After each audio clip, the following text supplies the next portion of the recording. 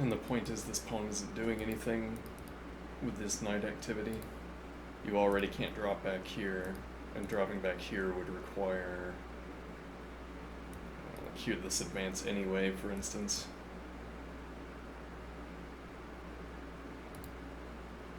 It's like the only way you can get to the square is if you've already advanced e4. Now you give up the light squared access, but you couldn't get here anyway. Now you have the same pawn structure except with the advance, and you no longer have this pawn, but finding a way where this pawn was participating.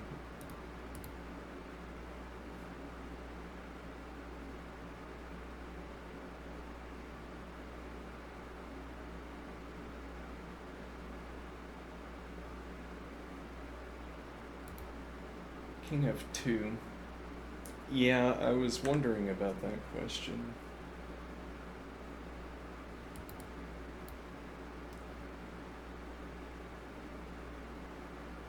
King g2 doesn't cover all three of the pawns.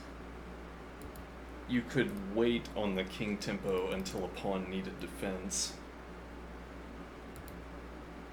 where black makes the decision about king's development by pressuring one of the pawns.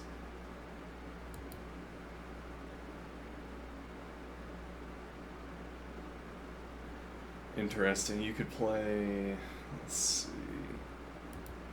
you could be going for rook h1 with the g4 advance. And now, yes, well actually, so that would be the real question to ask here, I think, or that would be the continuation of our observation about this advance, which is, okay, we've tried to make this pawn participate with this pawn advance. You still can't play, well, that's less obvious now, I guess, with tempo, and now the knight doesn't have a retreat. But with tempo against the queen, now you've committed to an entire advance. Might now, I think this as well. And now, and actually, king f2 avoids this. So king f2, and if a rook move pressuring what white just defended.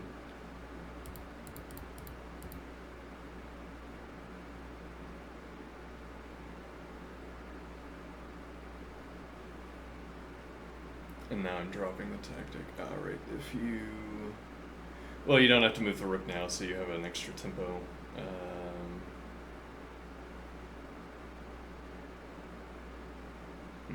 I don't know what you want to do with it, though. You might be supporting the f6 advance.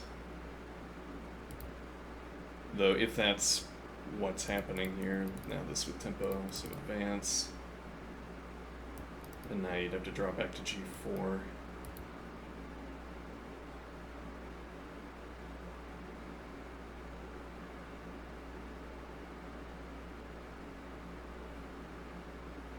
If you drop back, what is going to make you drop back? Or also up a point of material. Rook c8. Yeah, well, black doesn't have to advance simply. There isn't a way to cover this. Interestingly, you'd have to play... If you're going to make a pawn move, it has to be g5 with queen eyes on h6. With tempo against the knight and the pawn if you take. And now with tempo against the knight.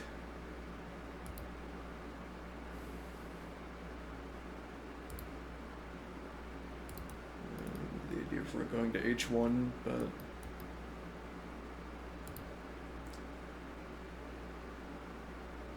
But now it's too late, because if you had rook support already, you could go to... Well, rather, you could do that now. Never mind. Yeah, bad reading. Okay, and now... Yeah, you have time to get the rook in.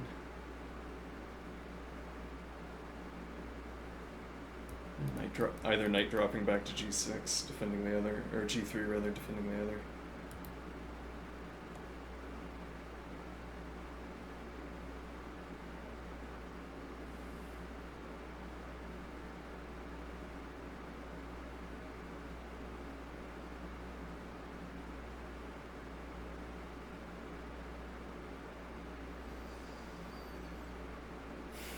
if you wanted rook e1, that would be a nice alignment.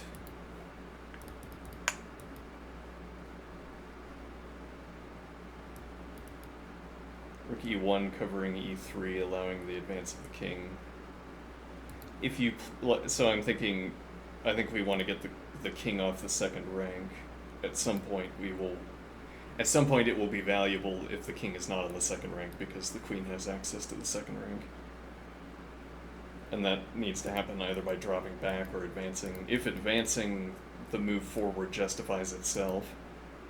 If dropping back, you have to commit. Otherwise, there is no point to go to the second rank. So, or no reason for it. So now, rook going to g1, allowing the drop back, and then the queen has second rank.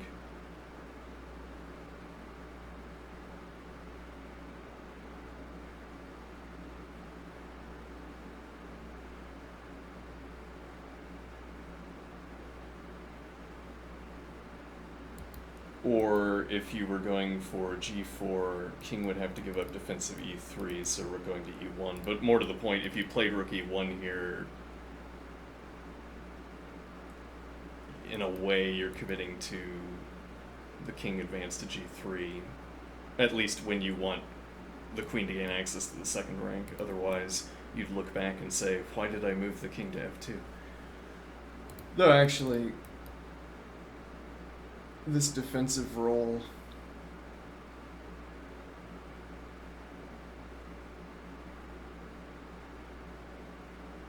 is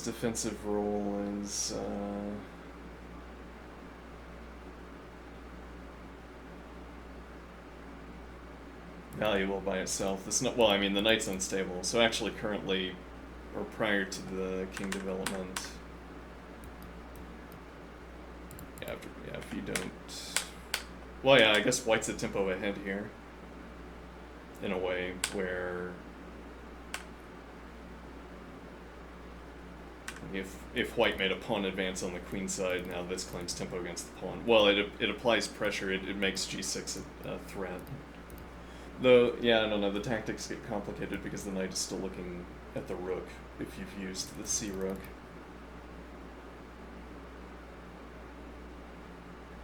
Becomes and remains complicated. But with the king on f2, this advance met with taking on h6 more readily.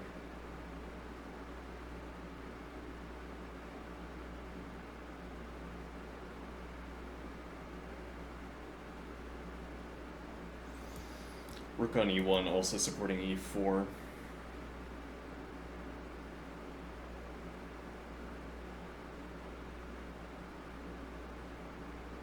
That destabilizes d4. Or, well,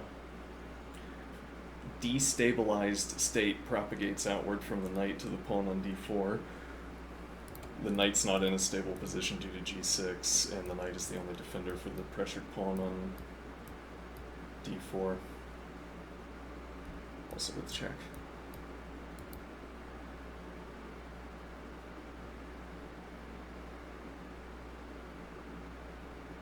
Interesting. I wonder if black has a distracting, so trying to force king e3, and then you'd be looking at rook d1. This advance is already playable.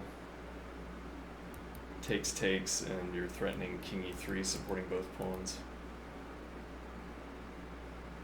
Then the pawn on d4 is still subject to counter advance.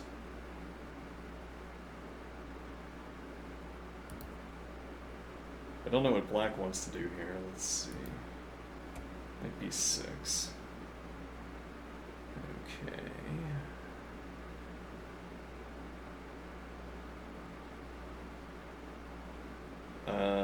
Might be worth spending a tempo on b3. It gives up queen b3.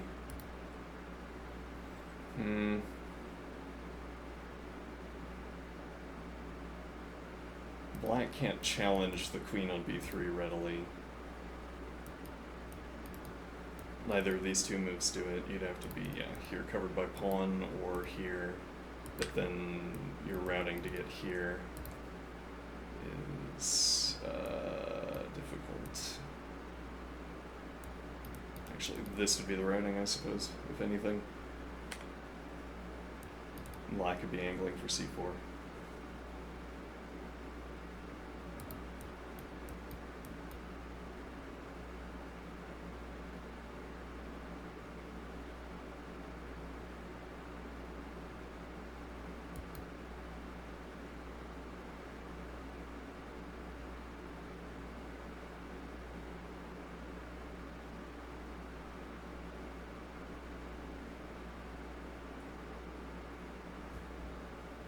So the question is, does this interfere with the knight on, or the queen on b3? I mean, if you don't want to play queen b3 because then you're wrestling with a knight, then b3 defended by queen, but also not pressured, so the queen isn't tied down to defending the pawn. And black's knight access is limited.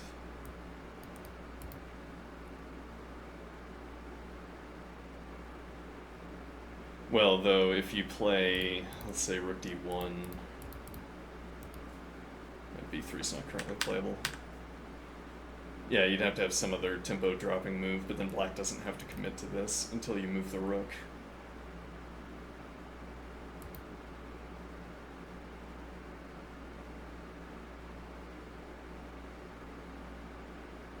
Rook a2.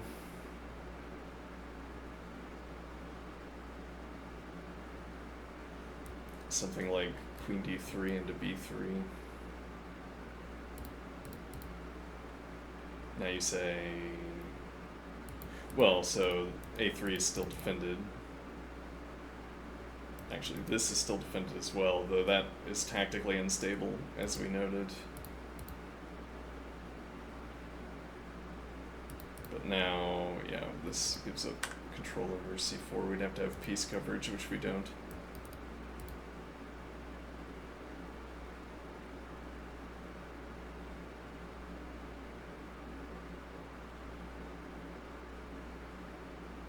Is that a problem, though, the knight on a5?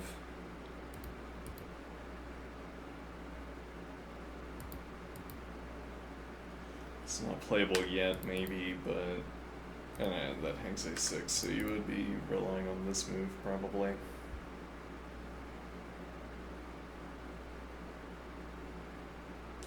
So point about commentary, point about analysis, I say probably not b6 because queen a6 hangs. Okay. And now that's a compelling enough justification not to pursue this line. Though as actually knight b3 and here. I only say this is a bad move because b6 is a bad move because of queen takes a6.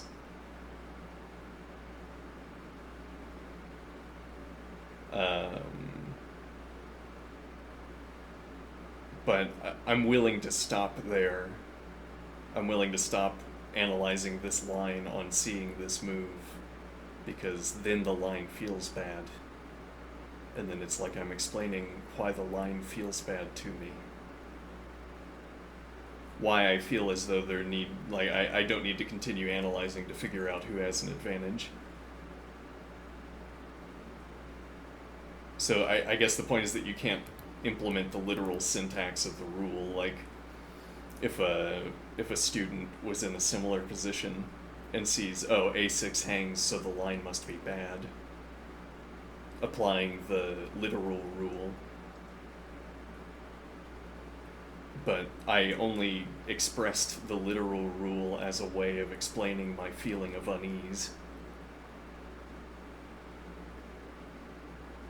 What motivated me to point at this move was a feeling of unease.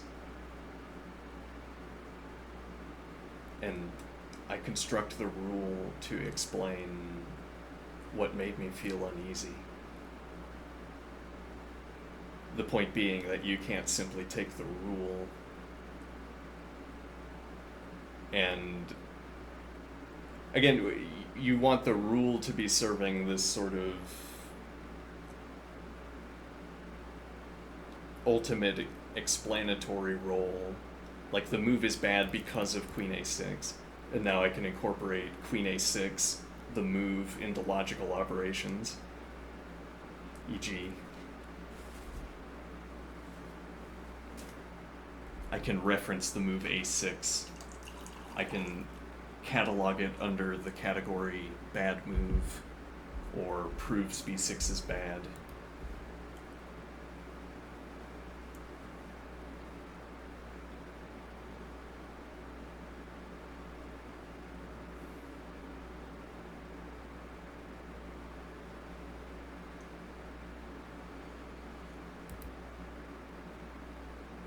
Okay. So, again, I feel like I'm explaining why I prune moves, and yet you can't derive a rule from my explanation. Interesting.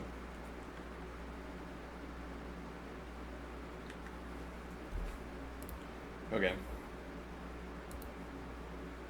Knight b6. Does it challenge the queen? Well, actually, we were interested in that specific line. And the reason we want this line is we want to know if black has the option of traversing to a5. I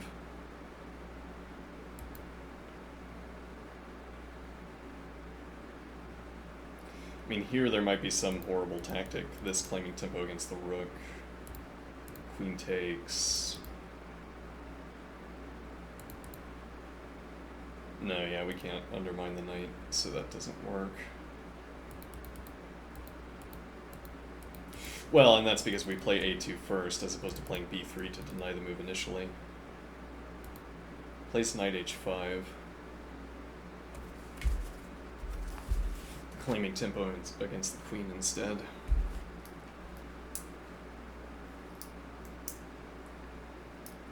And we have queen d8. Okay.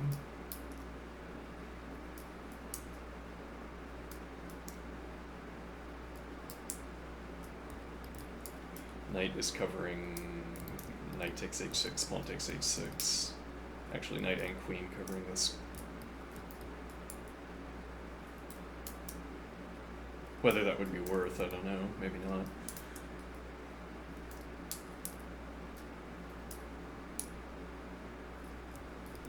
Covering d5.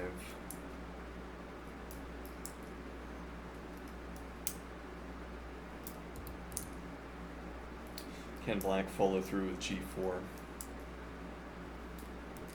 Activating this pawn, incorporating it into the activity.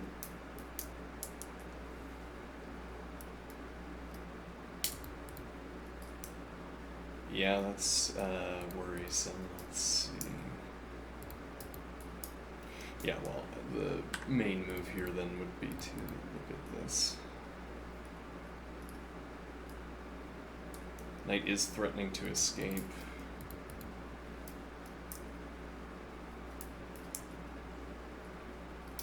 Yeah, that seems fine. Did I miscalculate that? Let's see.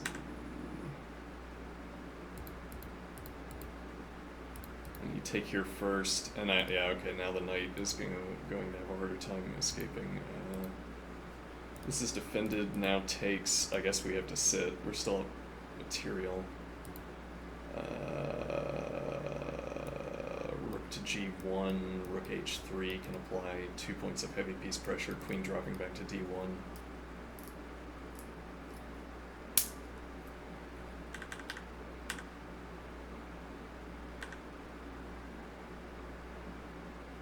So, arguably you can't advance, though you'd have to be willing to play the ensuing game because it is plausible to advance one way or the other.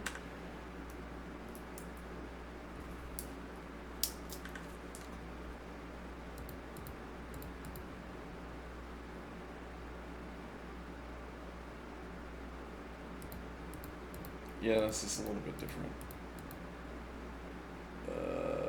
This isn't up material, and I'm less keen on the pawn structure at the end.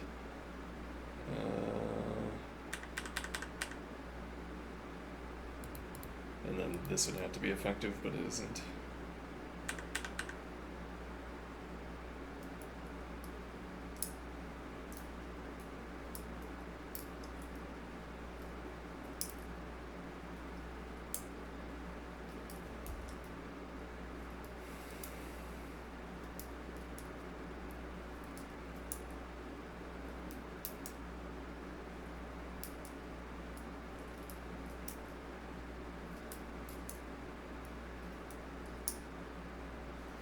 And we want this because, what?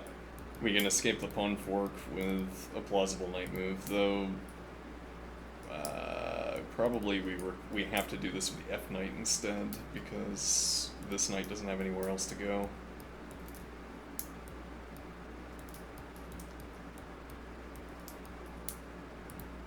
Though for all that, covering these two pawns, applying 2 points of pressure, necessitating queen defense. G6 seems like it should be a popular move.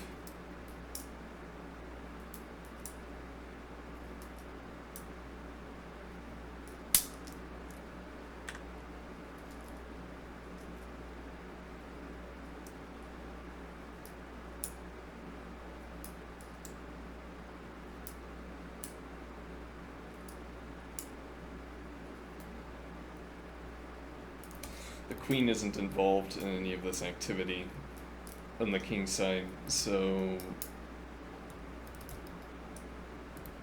this idea, apply a point of support for this knight to d6, apply a point of pressure to the knight.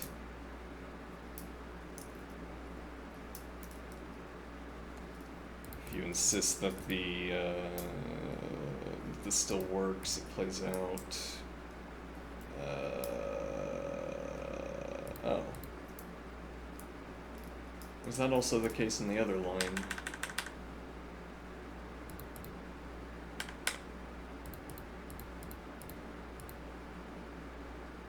Yes.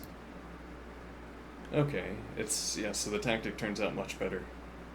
Okay, so you can't play g6 here to kick the knights. Or you'd have to have a better move here, but I don't think you do.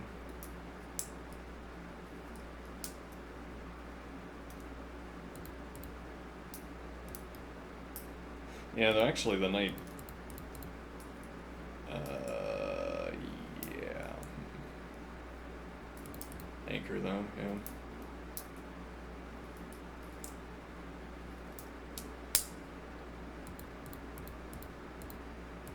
Covered by rook. White's turn.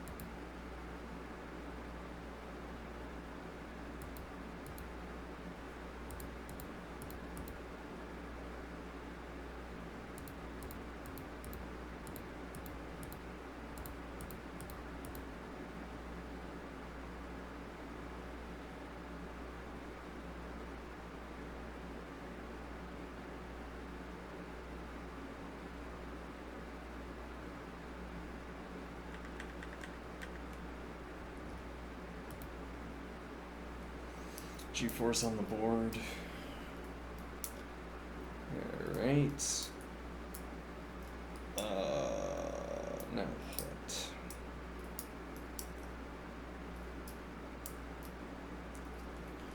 This minimal fallback move of knight takes pawn.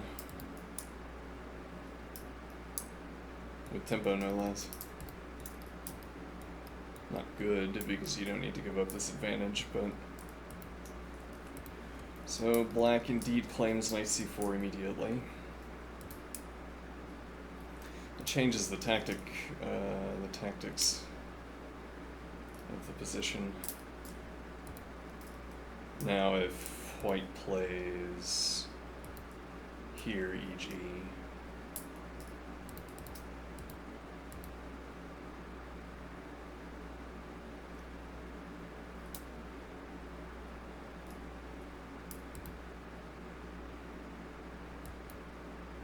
That's not with tempo, and you're not threatening. You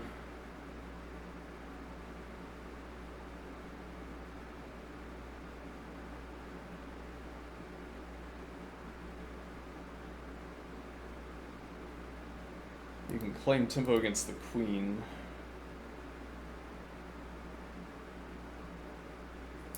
Material is even at the moment.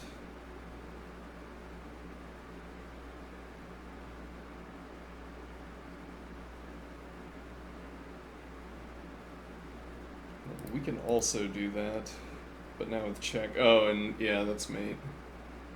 Huh.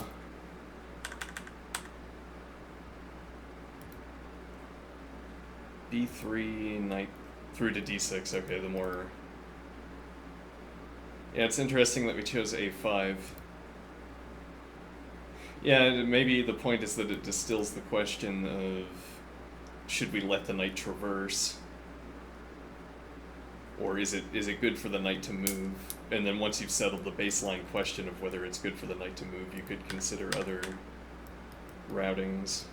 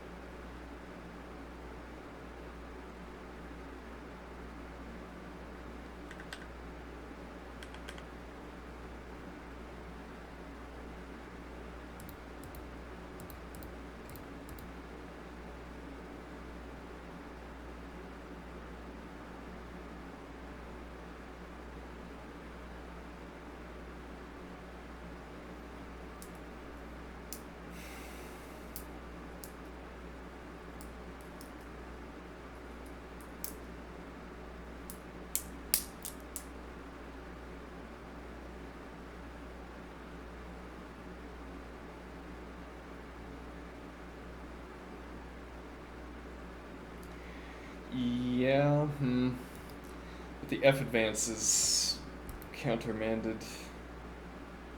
It's not forbidden, though. You have knight and pawn rook. So you'd have to follow through with knight c3. But also if blockaded. Well, yeah, I guess that means you're not going to get heavy piece because your pawn is still going to be on e3. So if you drop knight back to e2, push f4, knight e4, knight takes e4, and then either rook takes and black has the blockade, or pawn takes, but then you don't have heavy piece activity and black does.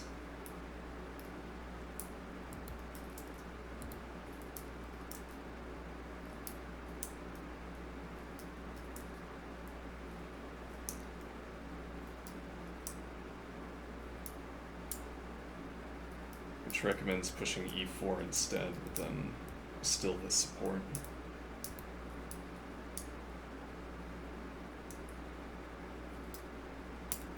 Yeah, knight on c3 would cover both the advance and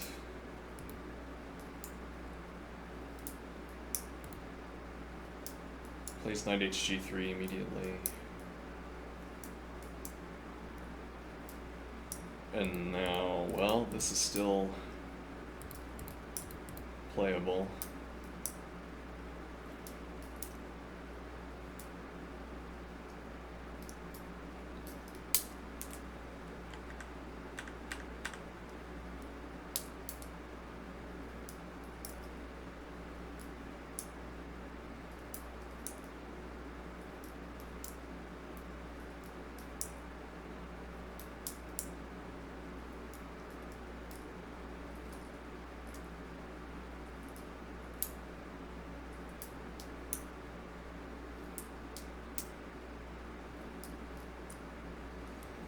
This also immediately provides minor piece support to e4. Is the advance playable? Default move.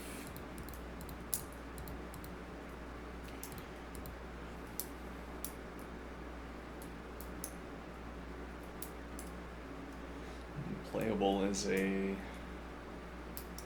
judgment term. Yeah,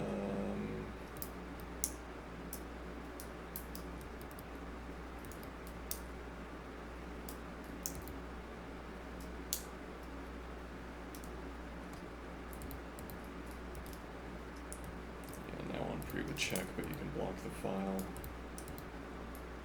Yeah, you have to take with knight here, and now pawn hangs with check.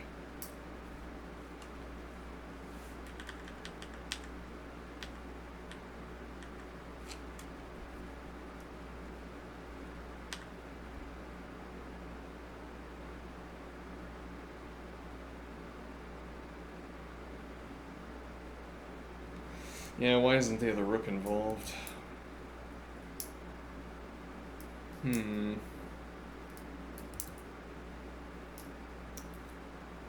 e6. This allows for the g5 advance. Interestingly. So black can trade.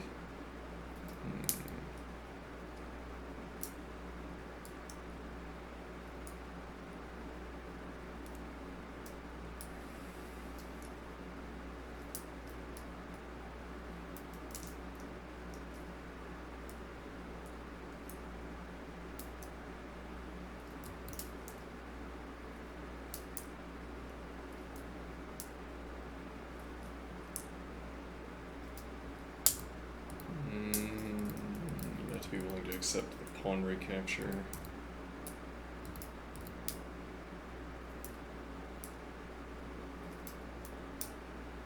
Well, that seems pretty plausible. Follow through with the advance if black doesn't take.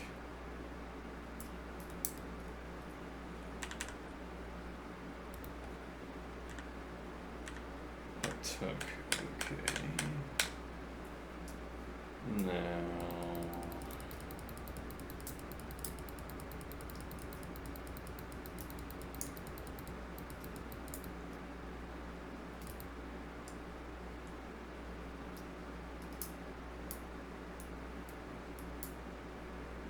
White had an easier time activating the rook plausibly before going for this move because this requires defense.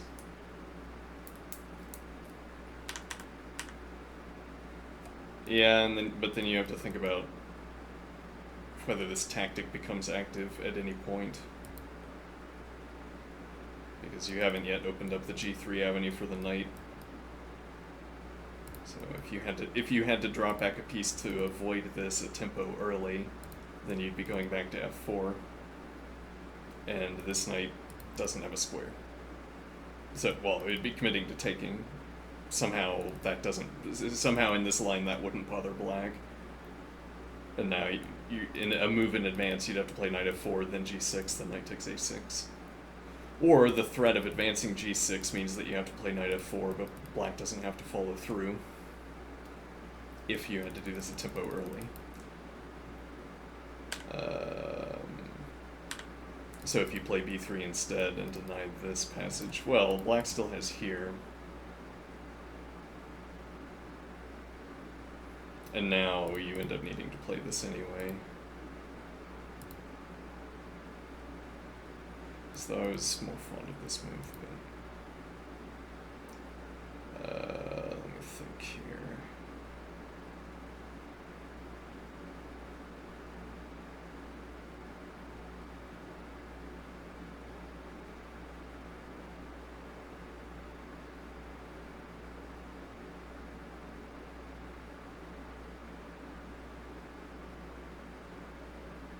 Well, so our argument was supposed to be that this pressure against g7 makes black's rook development difficult, but white has the full back rank. Whereas in the actual line, white has the full back rank and black has the full back rank. Now it might still be easier for white to develop the rook.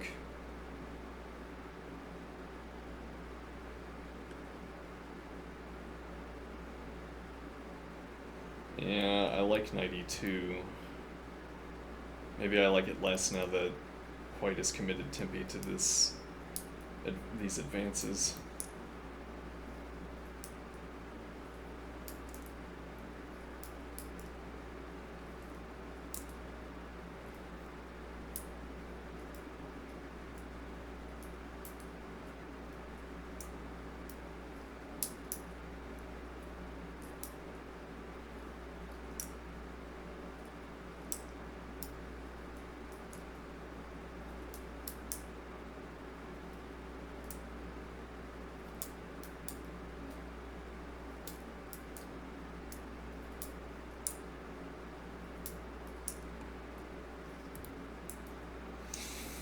So now does white have to commit the rook? Doesn't, so no. Interesting. Let's see. Oh, well, that's with tempo against the queen, actually. And you can't draw back to e7.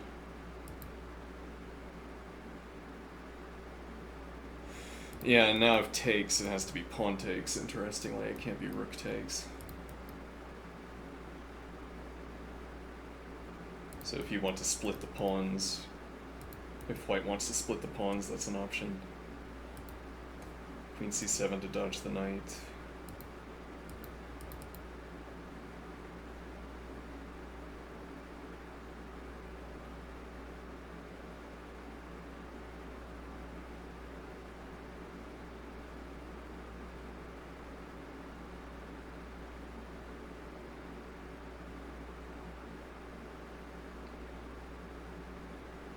You might still need to commit rook e1.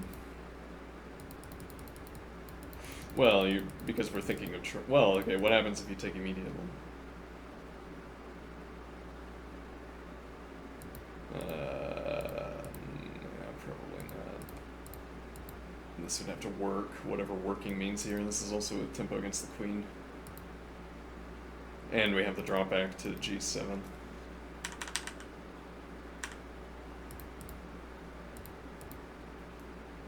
So you could claim this tempo now, a kind of permanent value. Makes sense, hasn't yet. What you do from there... well, now the knight can't be kicked. It's not merely... well, yeah, maybe... It's like we're over-counting the split pawns by saying, well, it split the pawns and the knight can't get kicked. The knight can't get kicked because the pawns are split, or it's bound up in the same substrate, as it were. The split pawns can't kick the knight.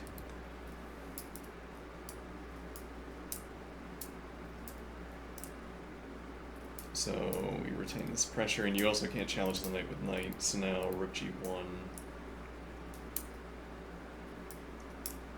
well, any rook move is playable, but the point is that you don't have to commit to rook e1.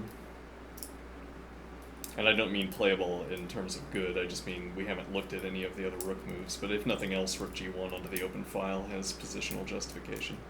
In all likelihood, it gets traded off.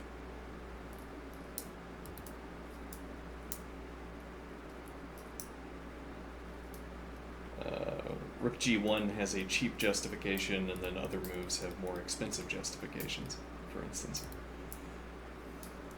Or we might say.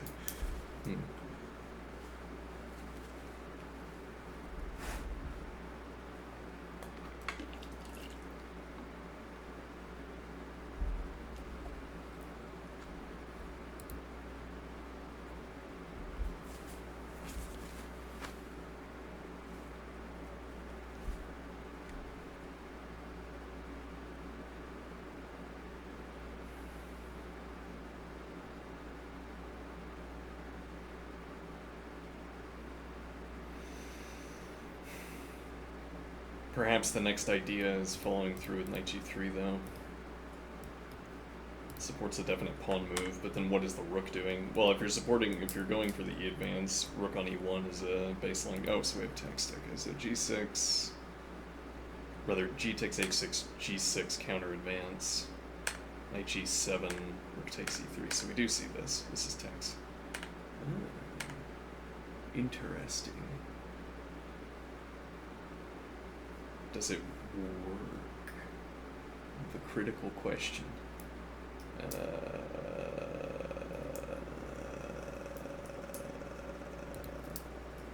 Our knight is actually shutting down your knight. You could drop back and recapture, but you're down 2 points of material. Maybe the attack... well, and actually this is under pressure, though. Not sure we want to play that, but... no, actually, yeah, a lot of white's pawns are under pressure. Yeah, and this rook is still on a1. Though, okay, I looked at this move and said, sure, it would probably work, and it looks like, no, it's not probably gonna work. Well, I don't know. How does the tactic? Rook e8 is on the board.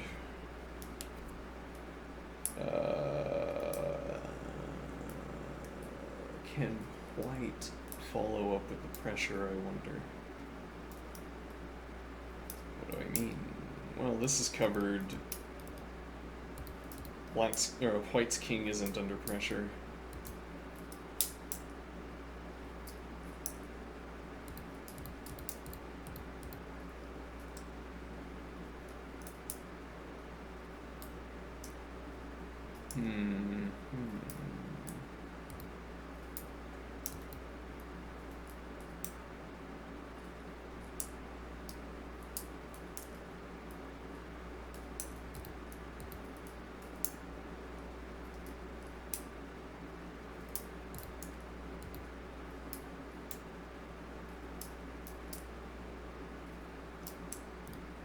Moves to get the other rook on h1.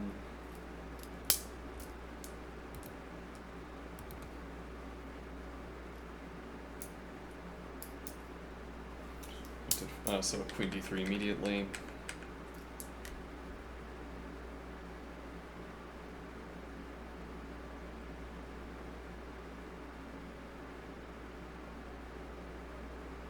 Yeah, so either of these two moves available.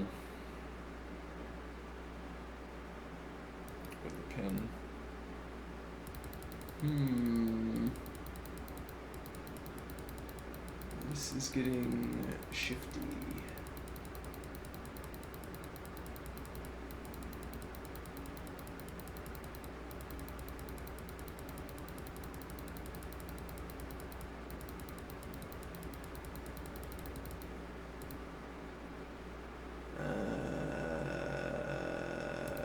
Rook challenge immediately. Up 2 points of material, notably, and if you claim check.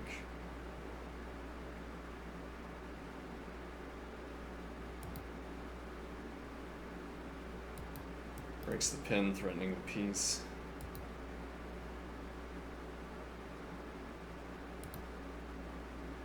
Yeah, queen trade's not a problem.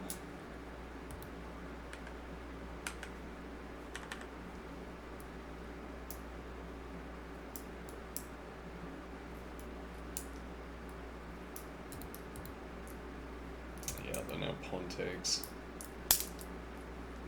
Queen's still looking at h6.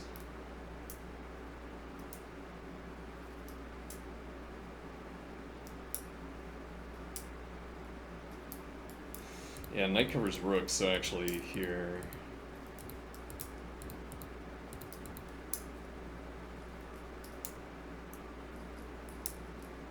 yeah, and this is proving difficult to pressure. Would not be so difficult to pressure if we hadn't played b3.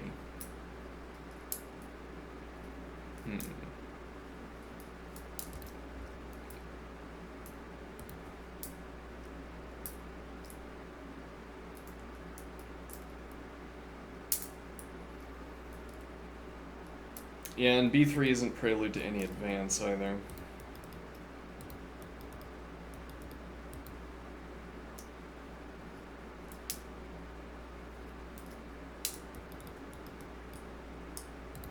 So you have to be on dark squares.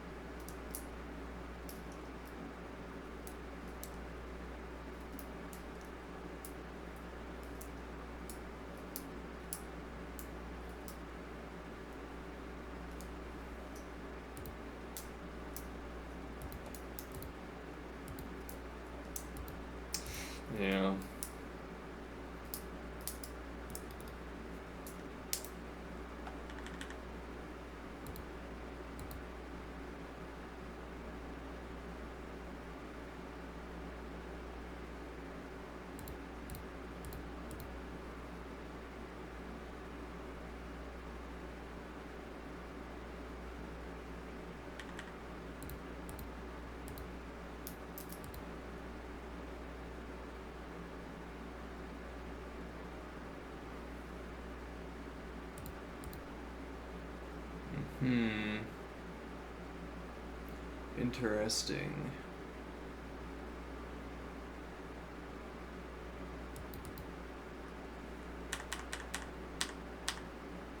This has gotten quite tactical, hasn't it? Hmm.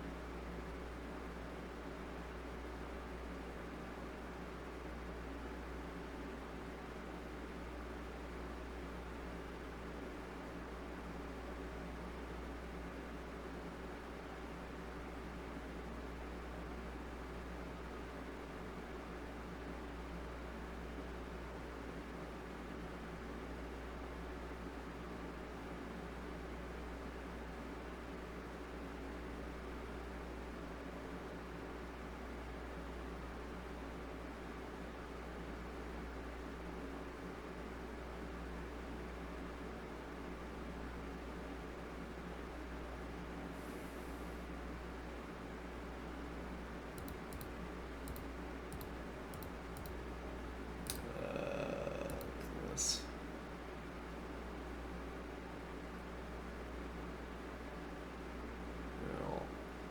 Well, no, this is also with check.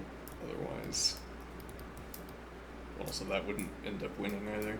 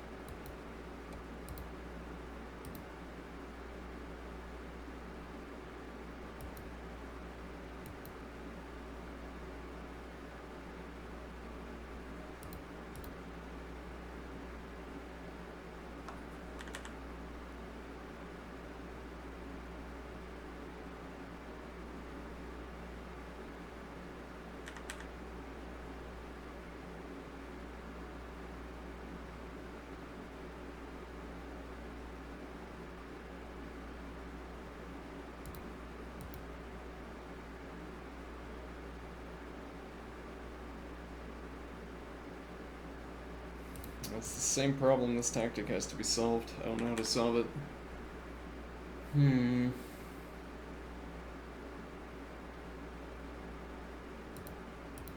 Breaking this pin immediately.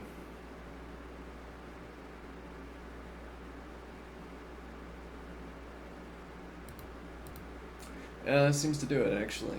Prevents the knight from coming in.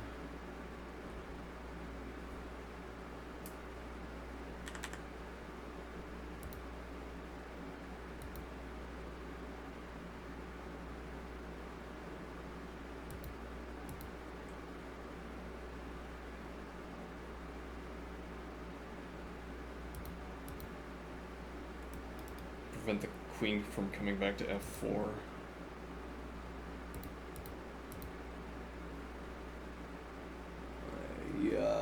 doesn't quite work, does it? Though, if you commit to this... No.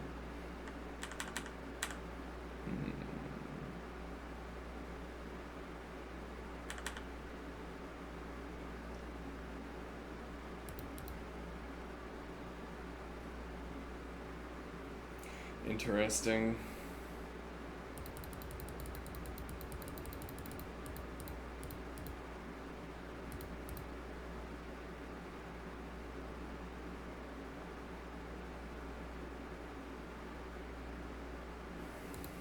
Yeah. Uncovered at the moment. Yeah, you can't keep contact with this.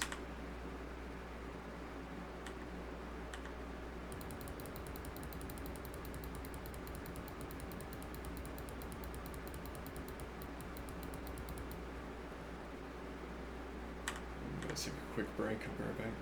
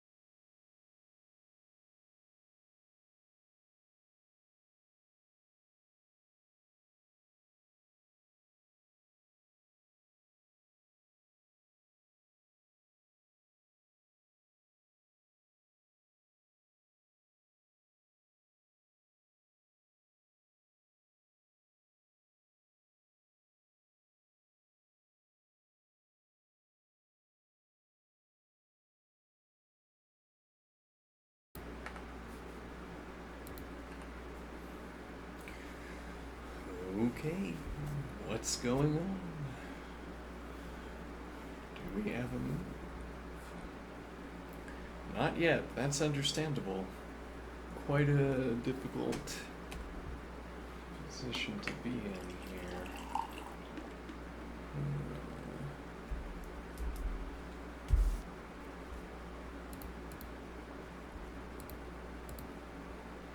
Yeah, well, the rook has to do something at some point.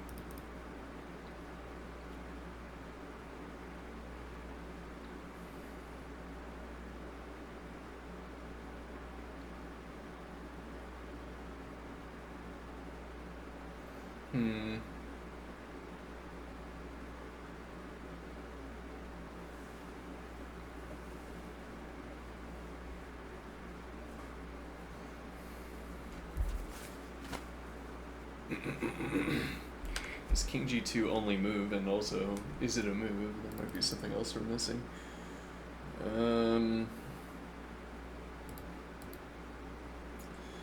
Yeah, huh.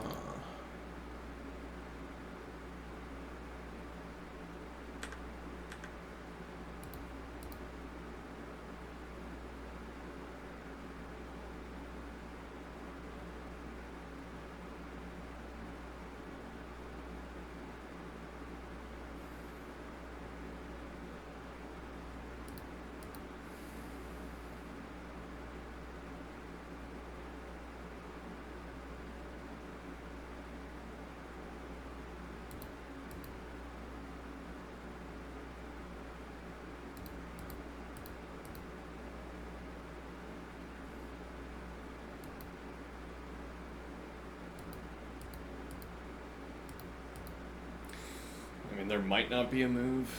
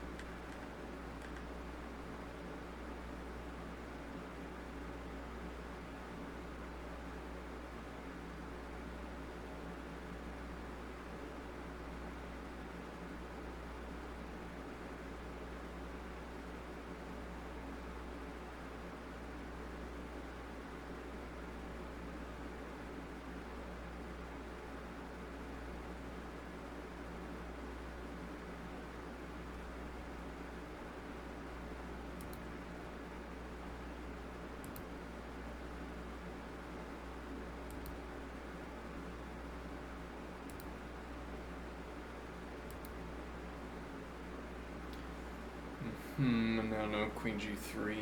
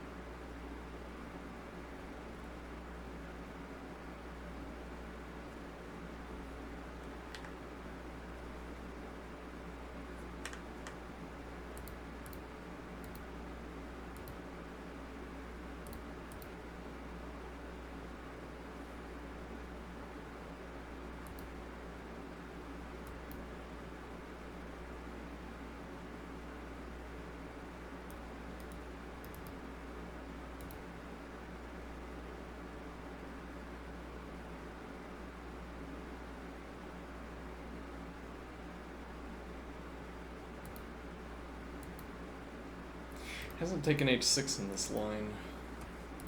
You take immediately as the fallback move, I suppose.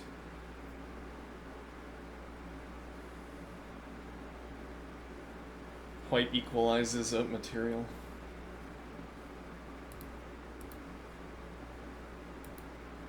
Rook e3, right? But okay, same idea, I think.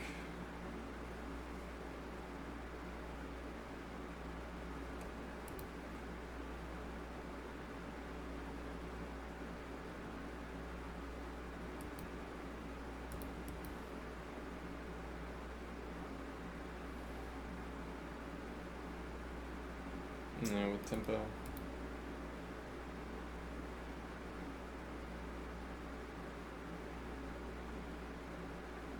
Difficult to defend h6.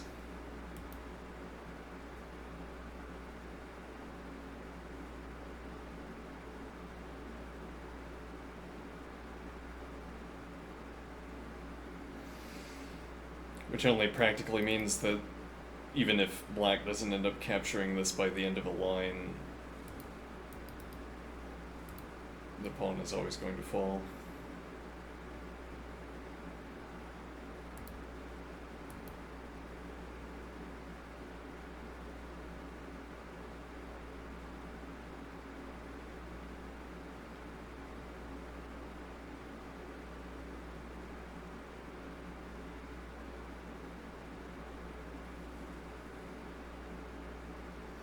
This is another weakness for b3, having both of these pawns in the same rank. I guess I expected more of the game would play out before rooks had easy passage of the board. Like if another pawn move was inbound over here, the circumstances would be a little bit different.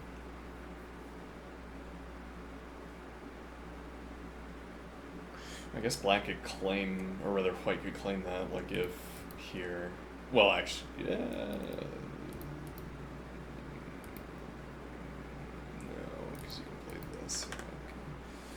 Well,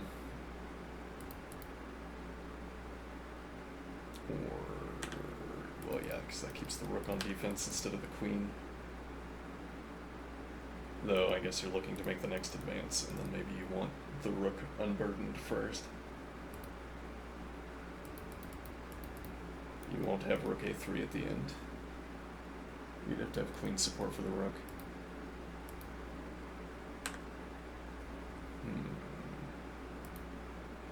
Queen e1 is on the board.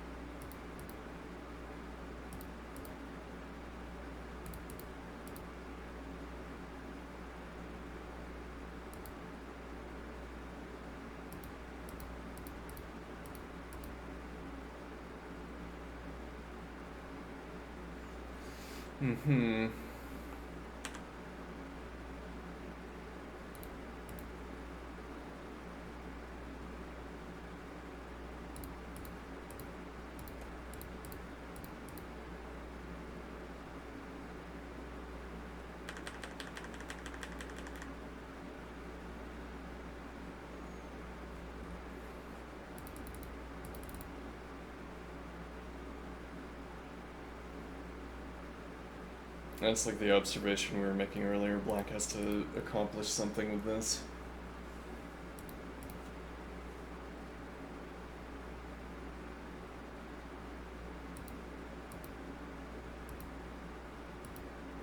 This is no longer with check.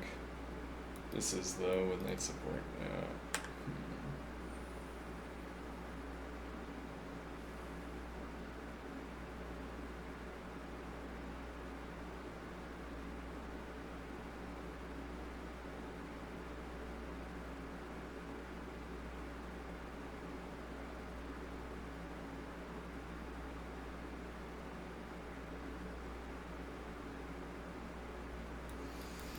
Yeah, now knight support for the rook is becoming persuasive.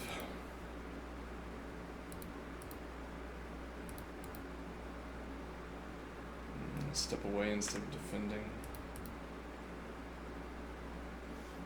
I'd rather keep king g2, but maybe not.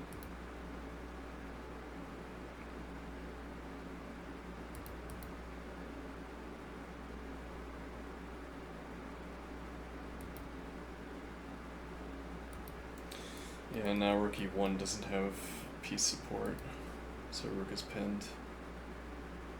Though you still can't take the knight. Yeah, and you don't have rook a2.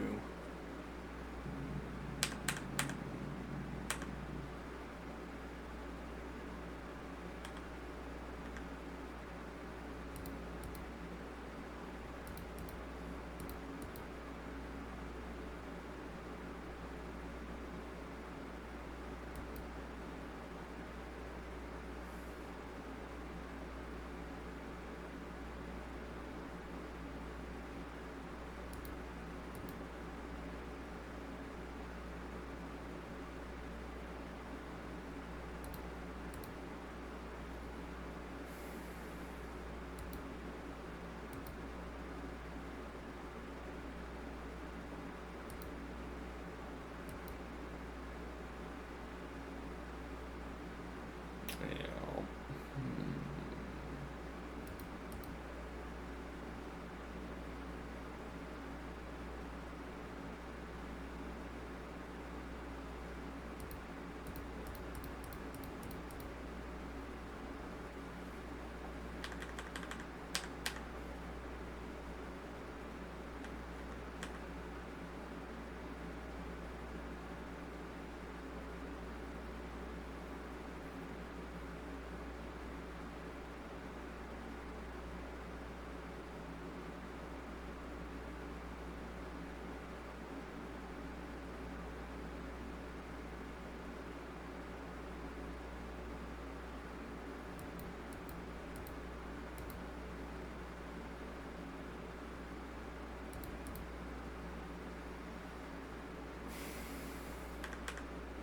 Yeah, that ends up being a problem one way or the other wherever we've moved the king. I guess it's less of a problem if we're on the back rank because now... Yeah, what the queen is doing, I don't know.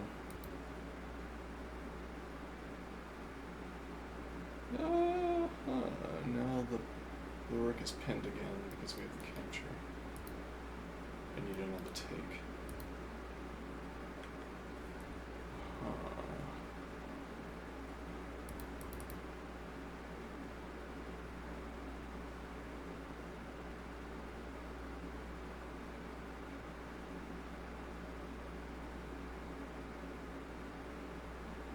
Though, challenge with the rook takes, queen takes, with tempo against the knight. Queen takes pawn, covering knight. Interesting.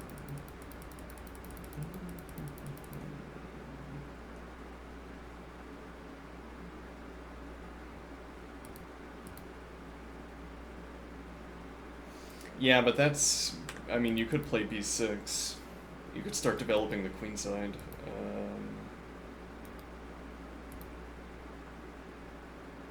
How does white spend a spare tempo? But specifically taking h6 means that you don't have queen takes d4 at the end.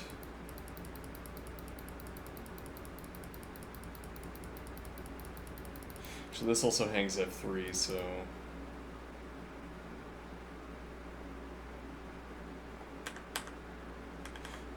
I mean, that might be playable anyway.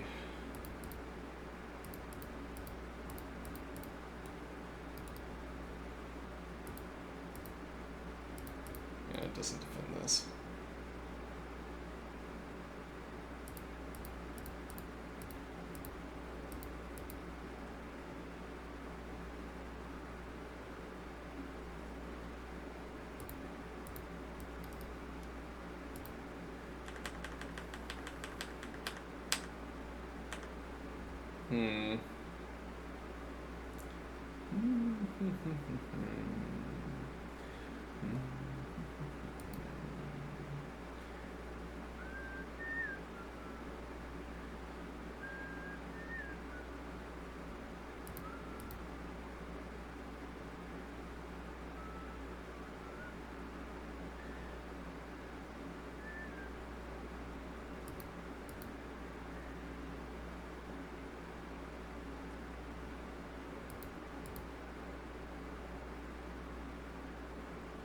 Yeah, but you have to give up the second rank. It has to be G1 if you want that traded down game.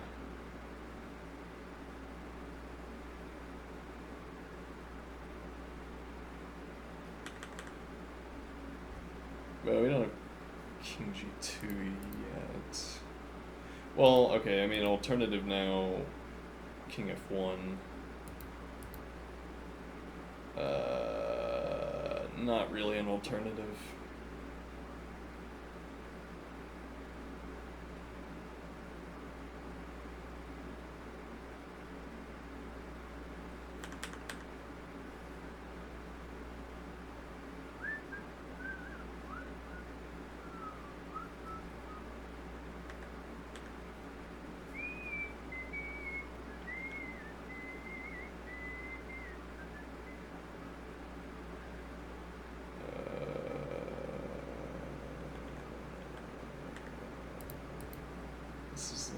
the most promising. Can't promote.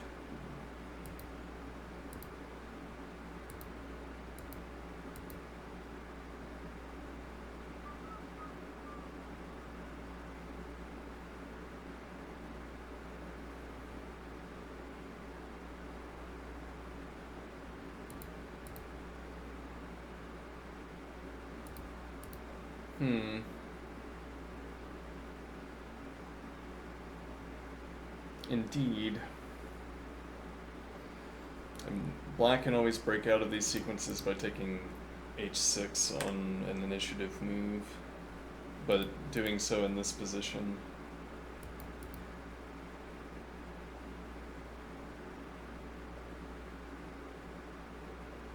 Still don't know what this rook wants to do.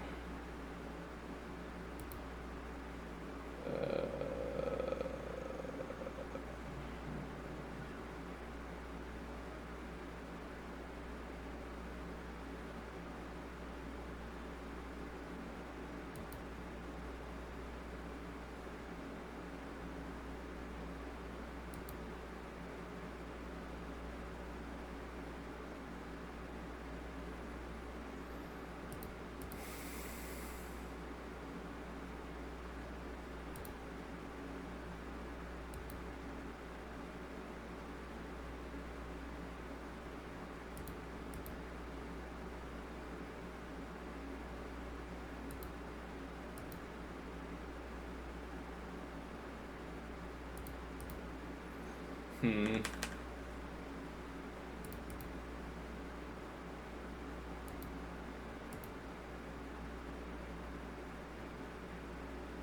Mm-hmm.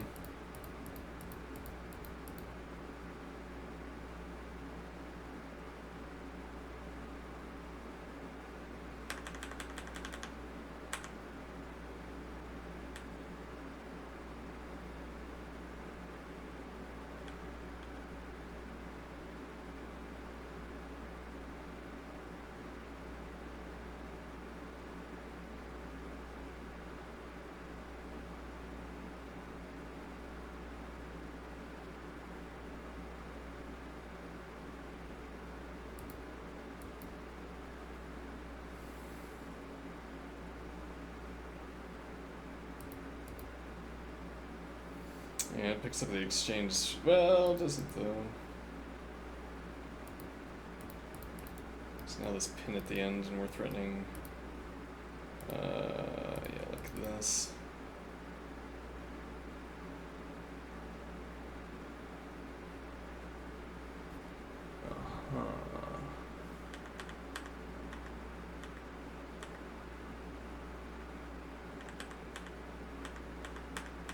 Alright, so here, knight c3, queen f1, keep eyes on f3. And if you break the sequence by queen takes h6, then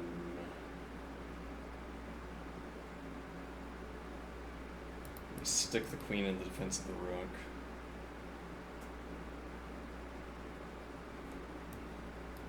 Okay, with the option to develop the rook.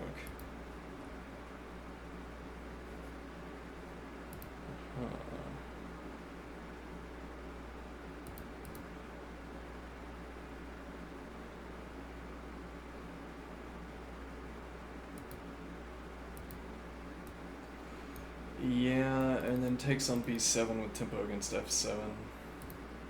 Well, king g7.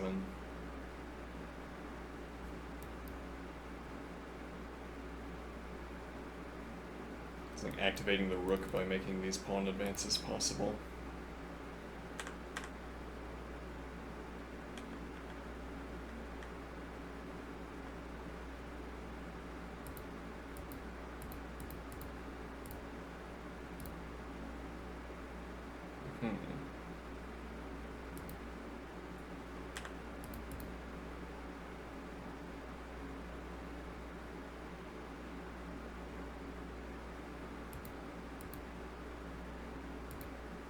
No check.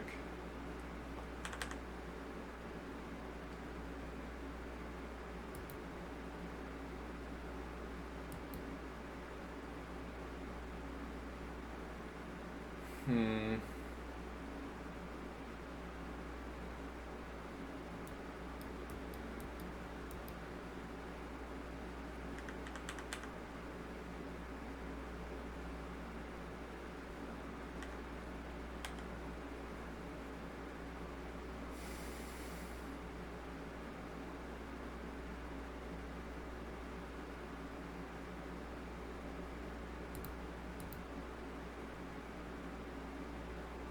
Hmm.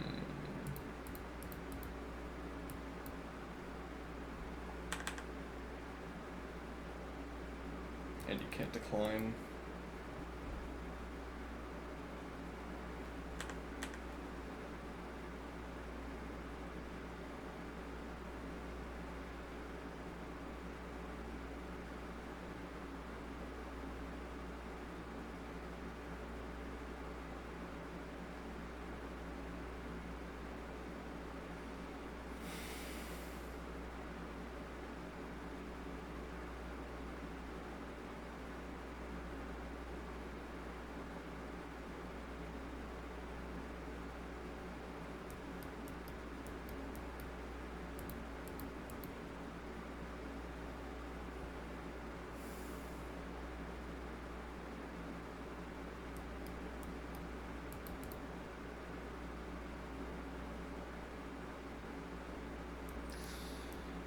Yeah, and king still defends queen.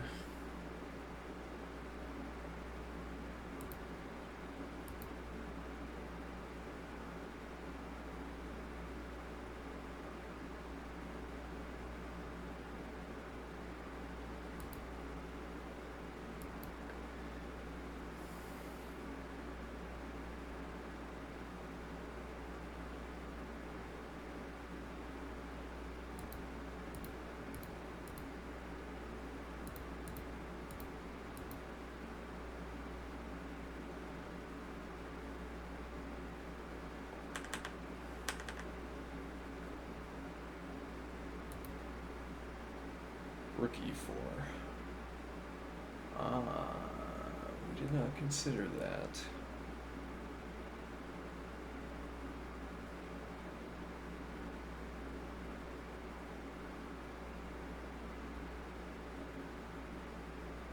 Yeah.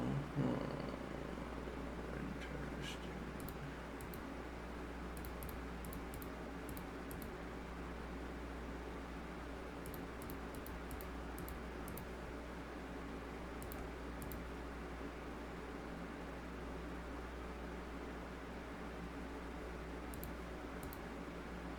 Yeah.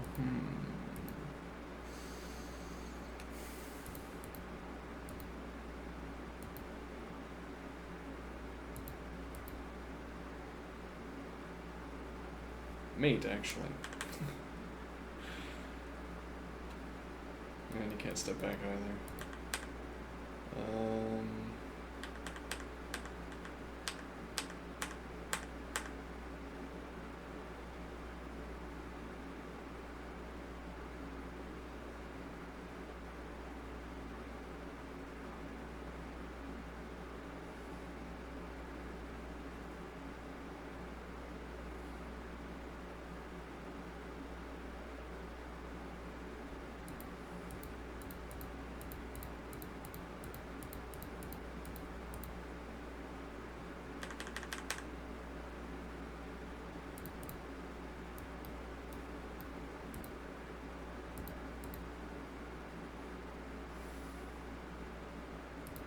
This is also sitting on the board. Yeah, actually, I could do that immediately.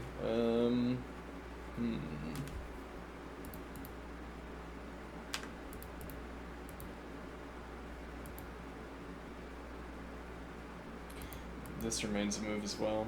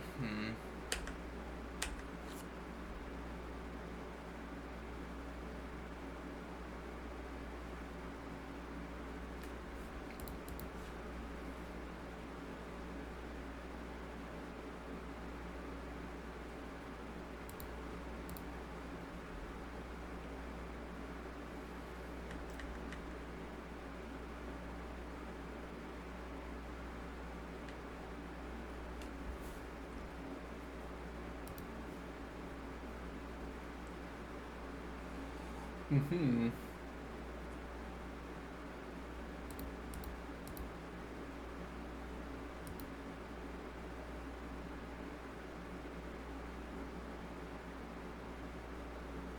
Yeah, though interestingly, well, this comes with tempo, but you don't have to play the knight in. Well, though, if you don't, my king is on f2, now takes, and still I'm taking h6. Though, I guess all that means is that you have to burn the tempo at some juncture. Still have to burn it. Actually, rook is trapped. It's actually trapped. Hmm.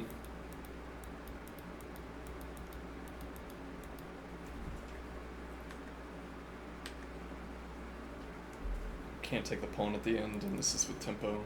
You have to go back, and then white remains up 2 points of material.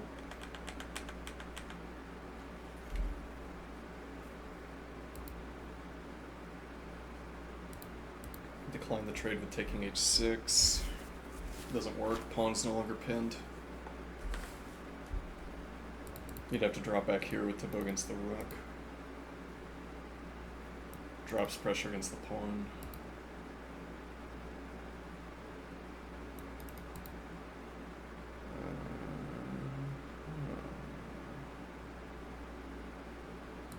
Probably have to keep eyes on f3. Maybe not. No here. But yes here.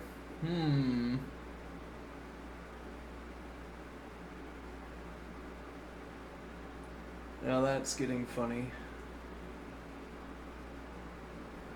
Actually, queen c5 through to f8 is also a backup mating threat. Interestingly.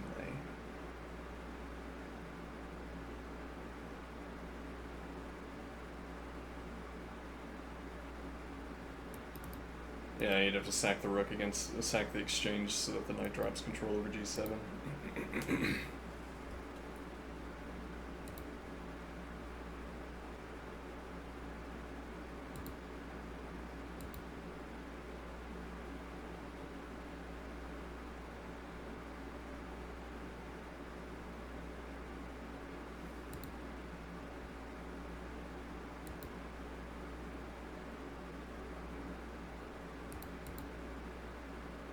Yeah, we're threatening to do this with or without this tempo expenditure. With or without the knight going to h5, it doesn't allow the move. We already have it. If, say, you approach the pawn still here. No longer pinned.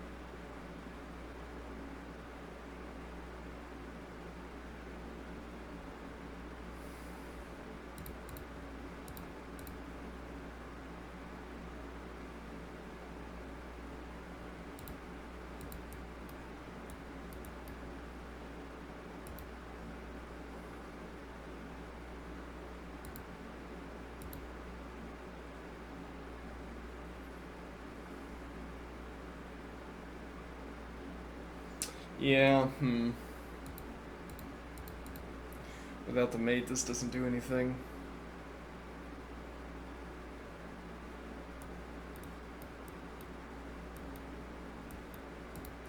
That tactic doesn't pay out. Well, though now, you can't take with the knight. You also can't take this with the king.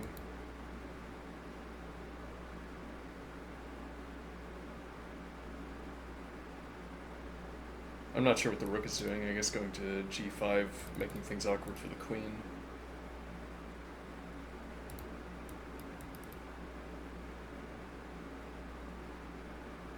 Drop back to f6 to maintain the pin.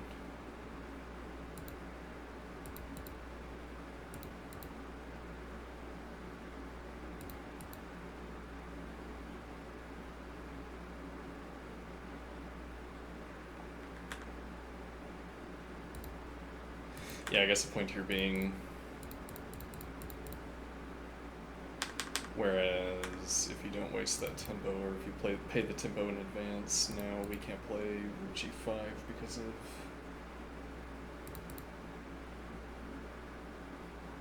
there's no rook a3.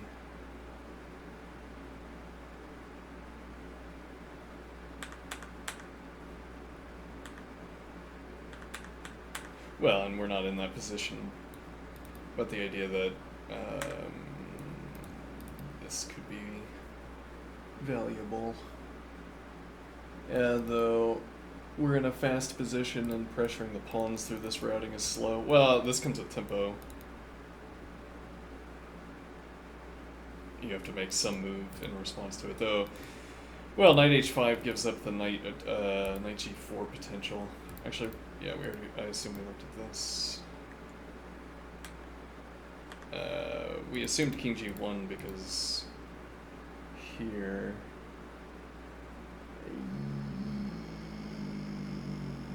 Yeah, okay. Actually, no, but no longer pinned, unless this is perpetual or something. Actually, this fork into here. Interesting, yeah. You don't have the diagonal check, and not back rank either. Rook e3, queen d1.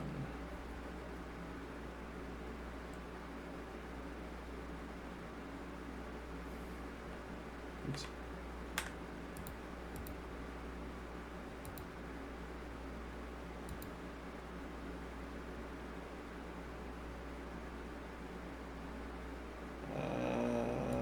I guess that's persuasive actually, because you can take the pawn.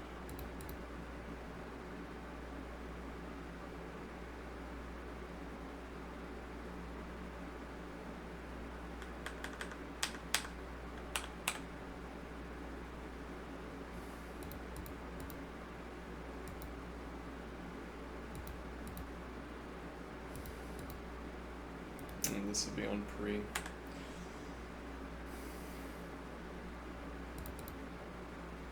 Yeah, though now.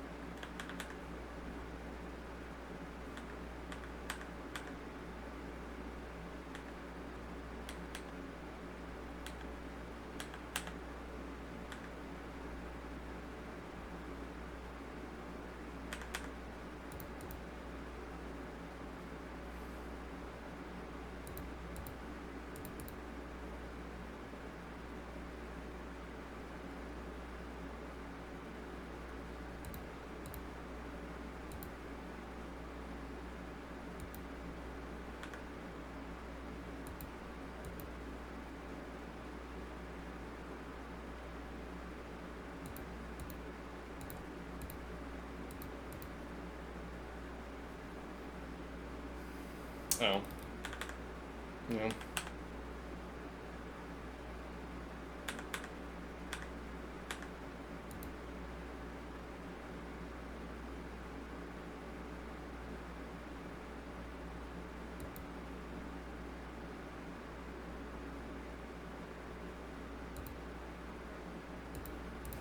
This idea with the advance.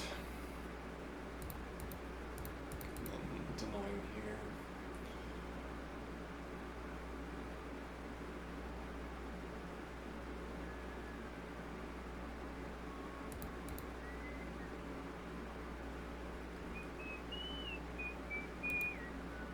King h7 spent early. King g2 spent early. Knight h5. Uh-huh.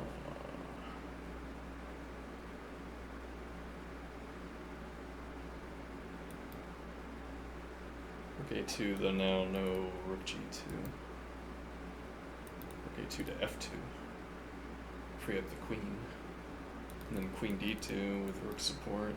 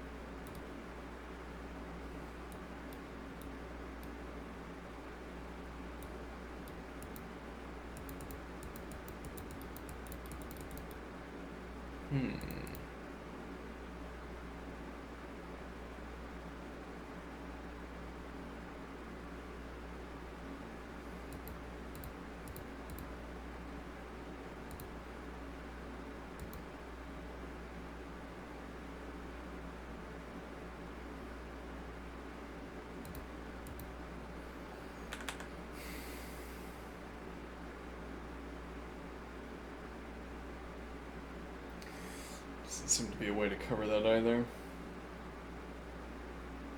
This has also dropped pressure against rook e3. Rook a2 is taxed.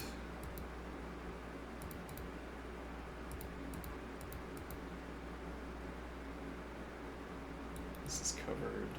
This isn't.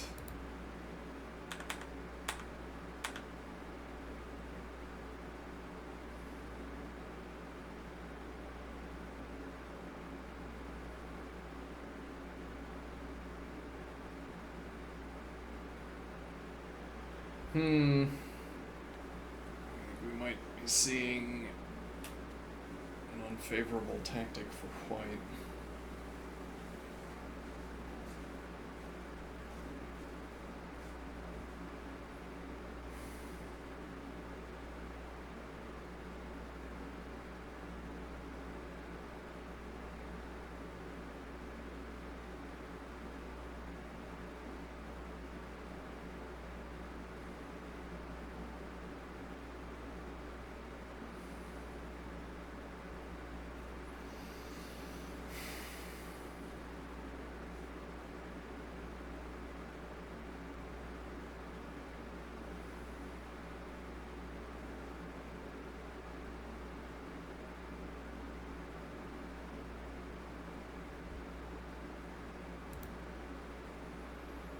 Queen f5.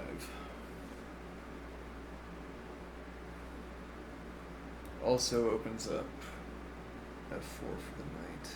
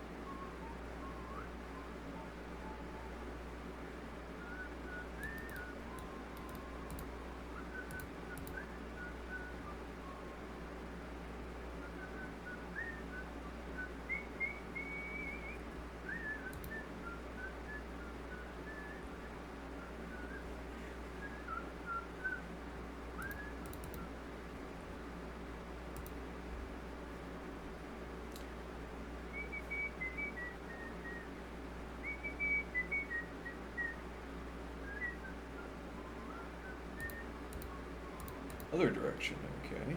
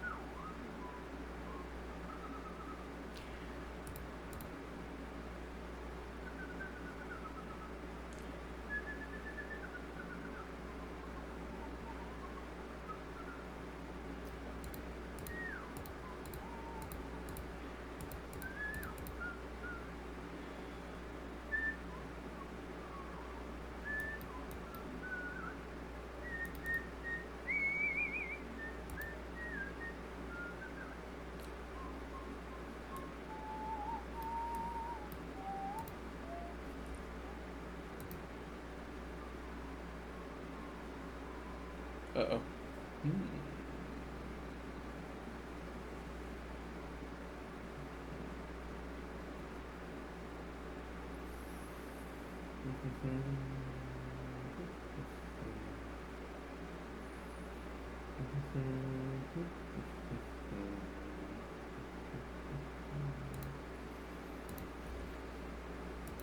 King back to G2, so queen has option to repeat. But doesn't. Takes on D4. Interesting. No, queen support for rook D2.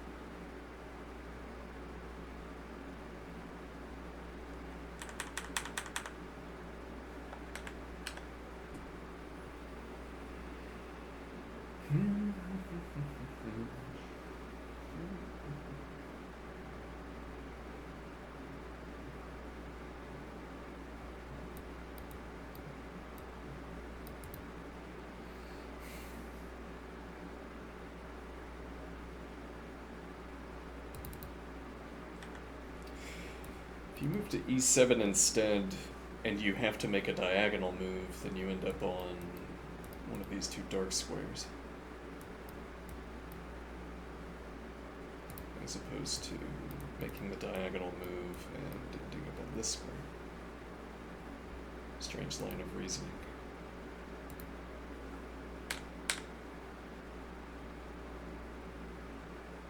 Yeah, so now takes a check. And actually then mate, so this knight you can't capture here. No, queen covers the mate. So it'd be a draw.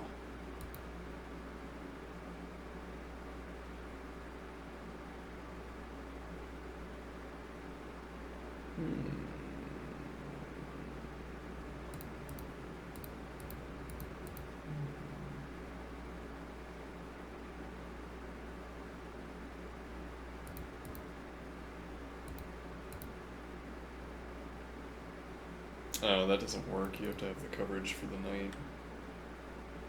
Well, D? I mean... yeah, never mind. This pawn's going to hang. Let's see...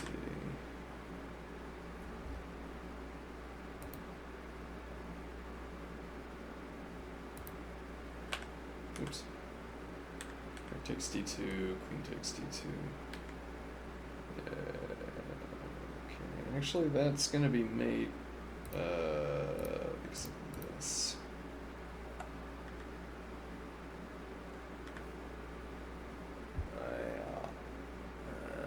So it is.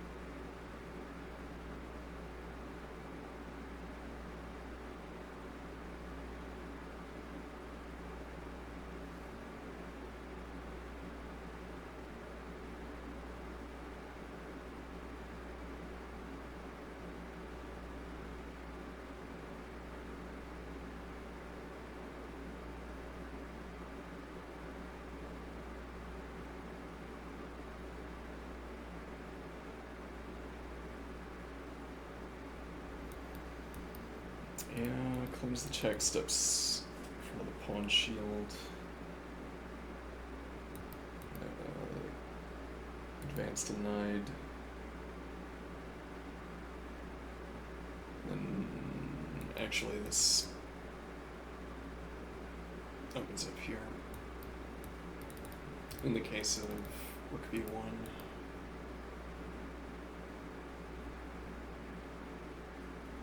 So now white threatening here, though that's going to initiate a mass trade down. Whether that's good, unclear. I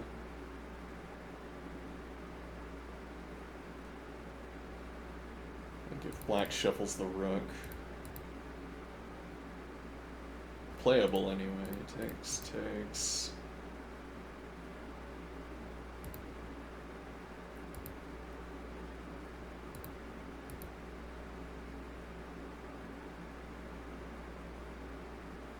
No, you'd have to claim Actually, yeah, black could do this.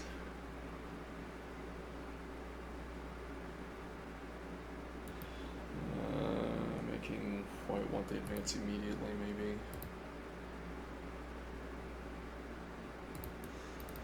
Yeah, well, you have this control over the knight. You'd want to wait until the black spends the tempo moving the knight before.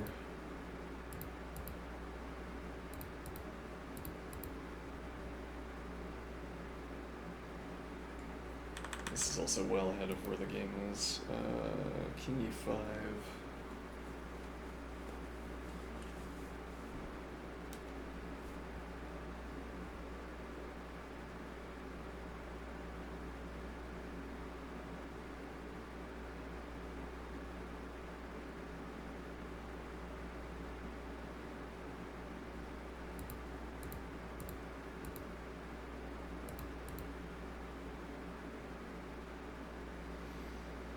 Yeah, interesting. Now the knight is pinned. Yeah, hold on, that probably matters. Let me think. No, this doesn't work.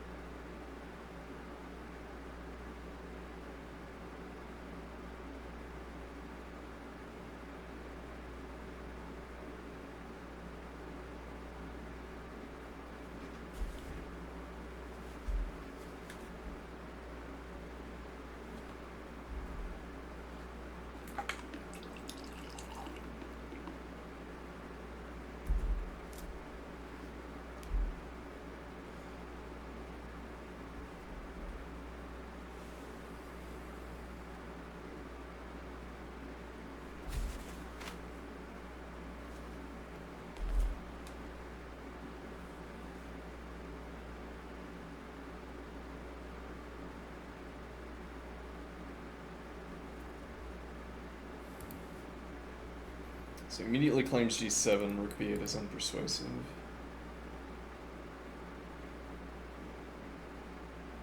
Yes, now who is locked up and who has the move?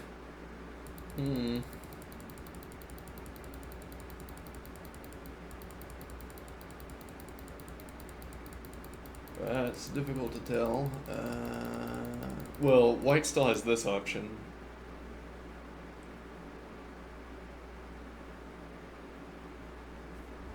Whether that's good, knight d6 is played. Whether it's desirable, unclear.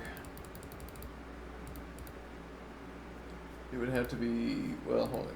Is taking, yes, forced takes a check.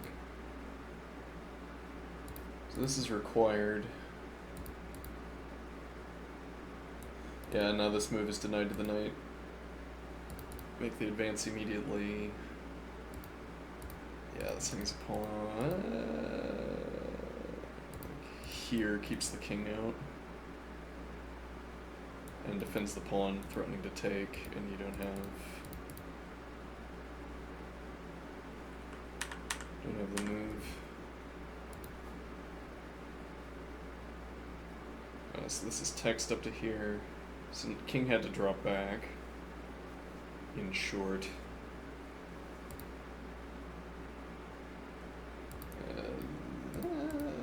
The idea that now with check and the king has to, well, either step back or out to d7.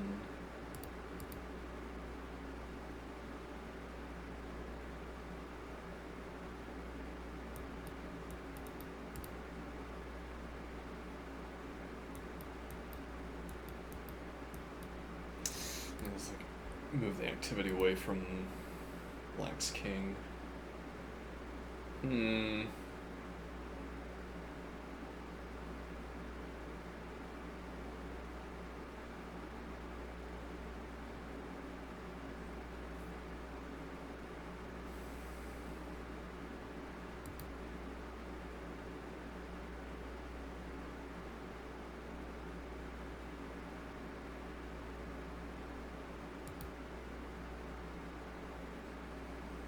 Hmm.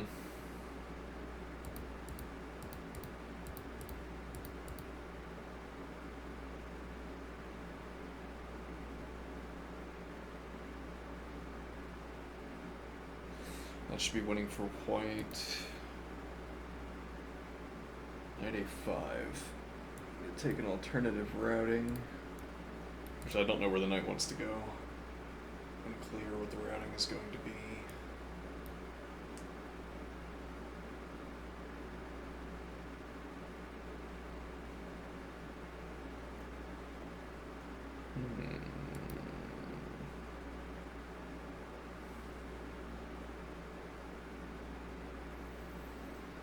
You could think about this in terms of what white has to accomplish. White needs to get in. And then if black has to make a king move, white gets the follow-up intrusion. So is there anything that white can do with a knight that forces black to give up control over f6?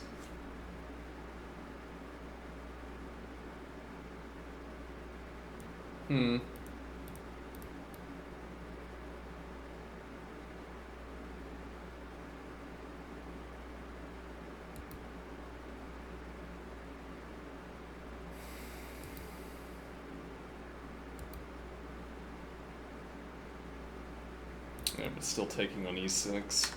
You'd have to play out. And then, so you have to play king first.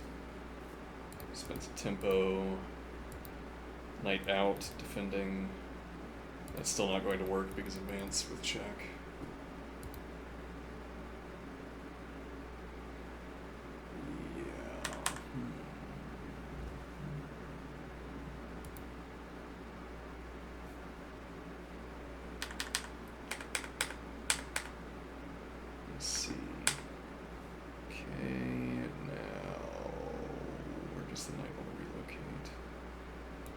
Off this track.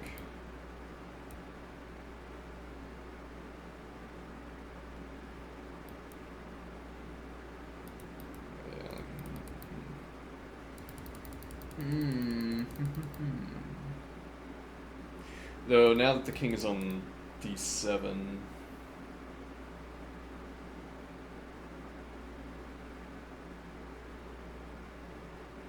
the idea of trying to move the activity to this side of white's king.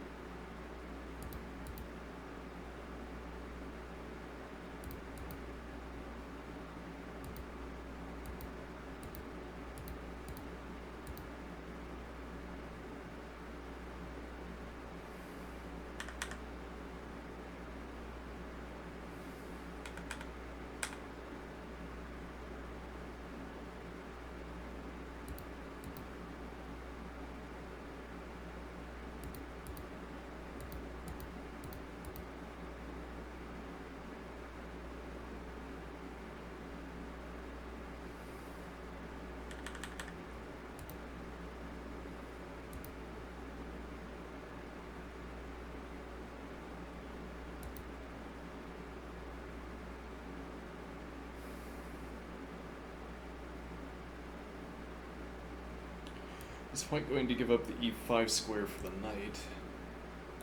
Now the knight on e5, the f6 advance allows for knight takes g6. King would have to go to d4, no other option for the king. Well, let's say yeah, but no, there's no advance. If any other move, though I don't know what else you play here. Here, same idea, actually, knight denies the advance. So then in either of those cases, the king dropping back.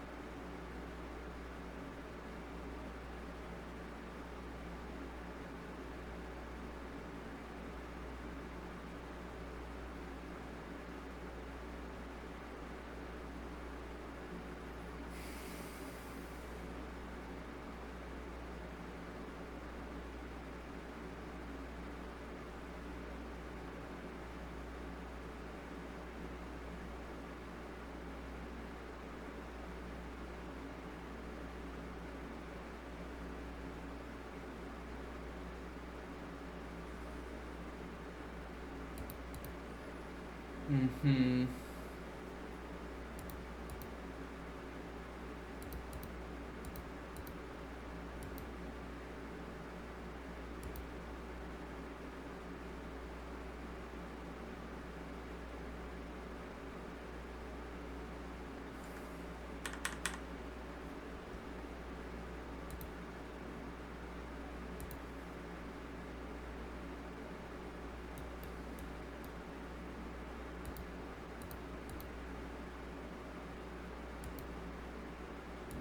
Hmm.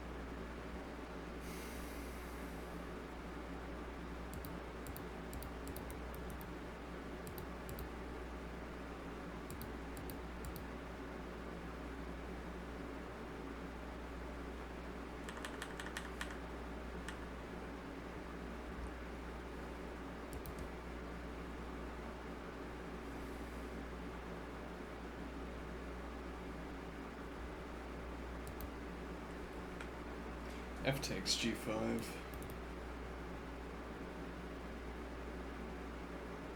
Yeah, similar observation. I think Black's king might have to drop back now. But if you drop back now, the king can intrude instead.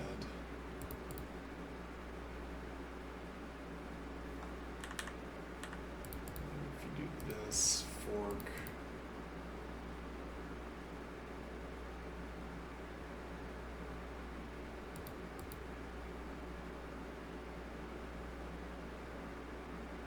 Yeah, it's about to be Suksong. Is it?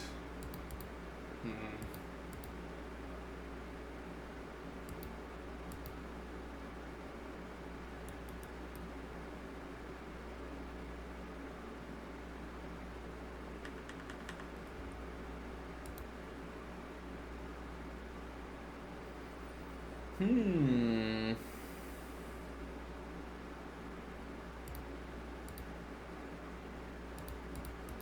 Can't defend the pawn.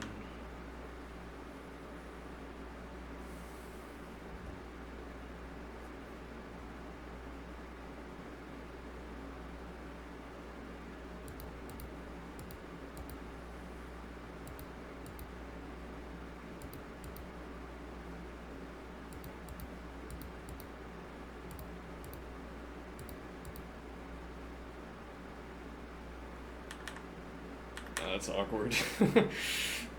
It's funny. You can't shuffle back and forth because of an even odd question.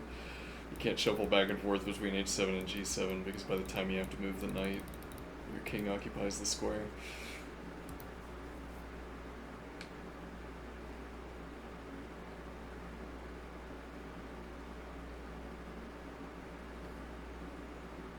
So it doesn't cover the pawn.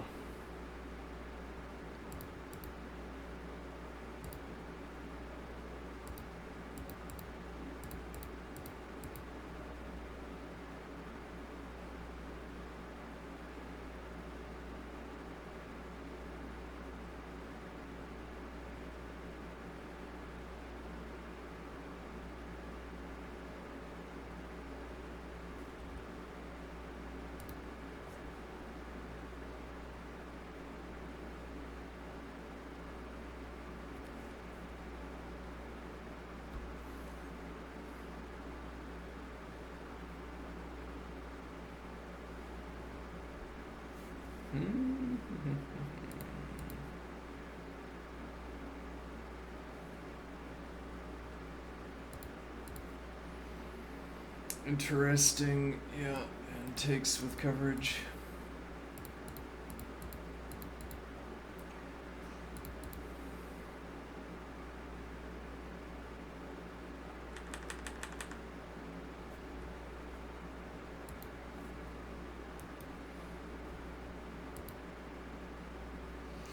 So king on f4 will defend both pawns.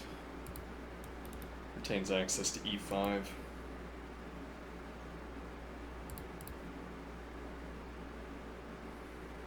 Actually, now you can take with check. So you can't match the king tempi.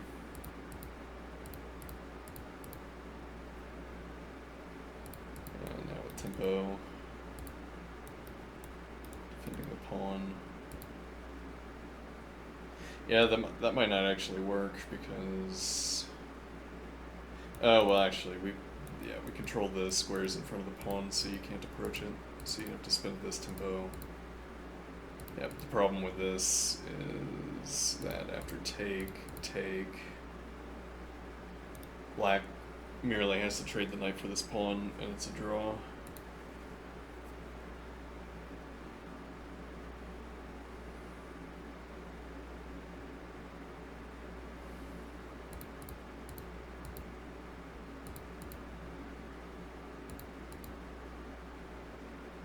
And now you can make this advance, but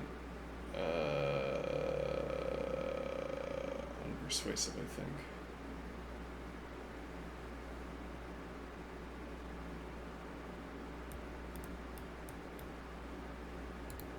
It keeps the king locked out in the meantime.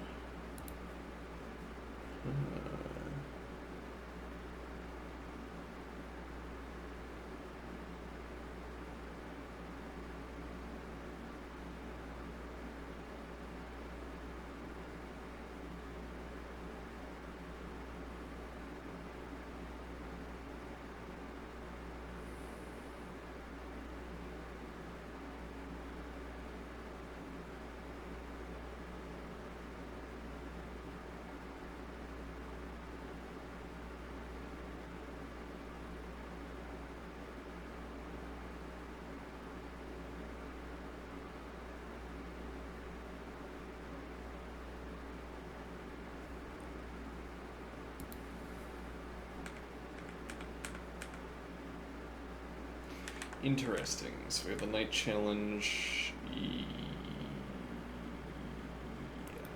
around. But... So you can't seize because now you have to choose a different routing.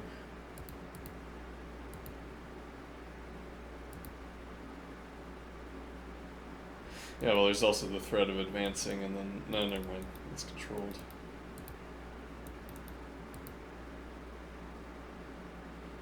Lose, in fact.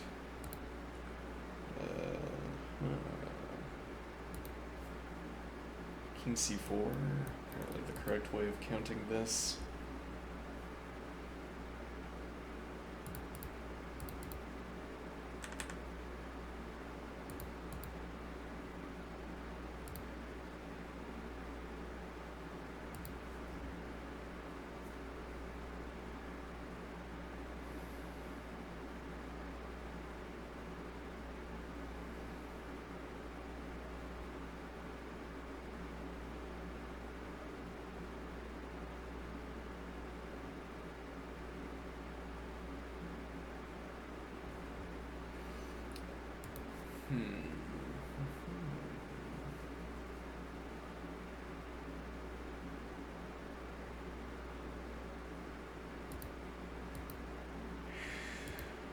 There's some rule governing this, but I don't know what it is.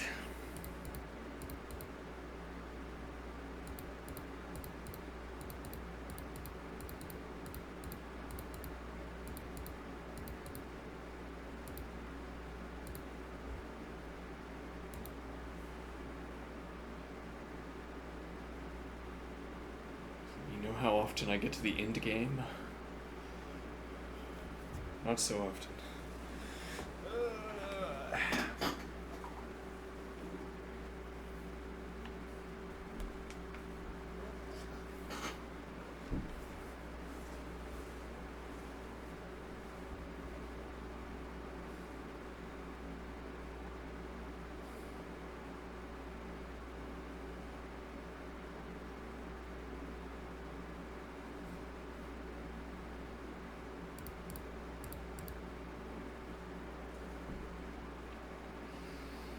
I'm wondering if this is what turns out to be critical, that white has the extra tempo to move the pawn, black moving the pawn loses.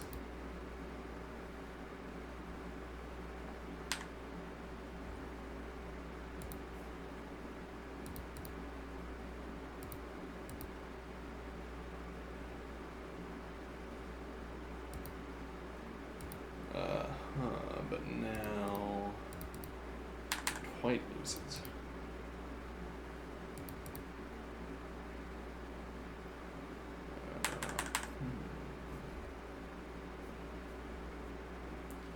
Cheaper to know it than to calculate it.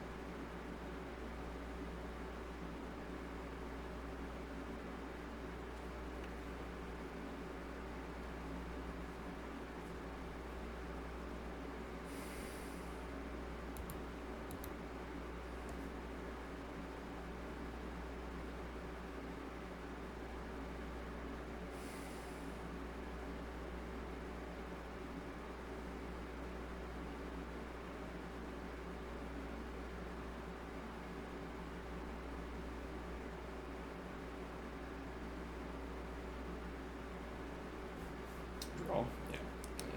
Okay.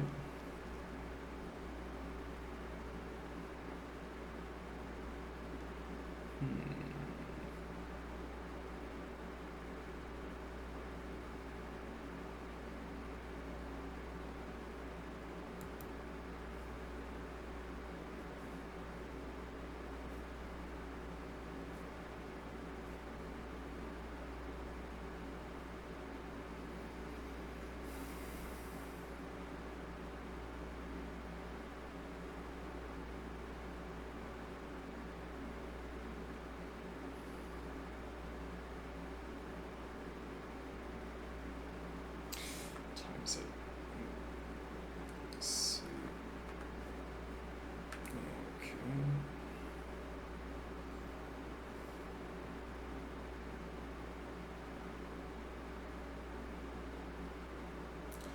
I feel like I'm out of analysis juice.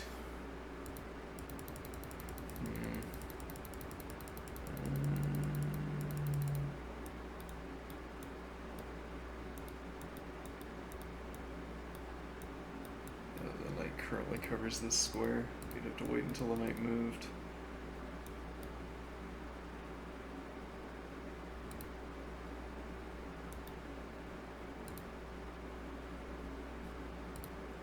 Press against the knight.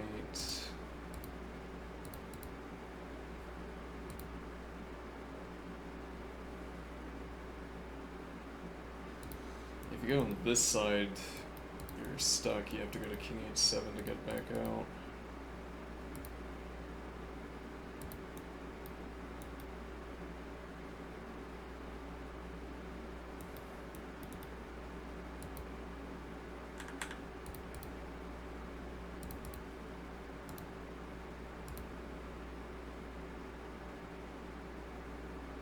Yeah, though this creates the passed pawn.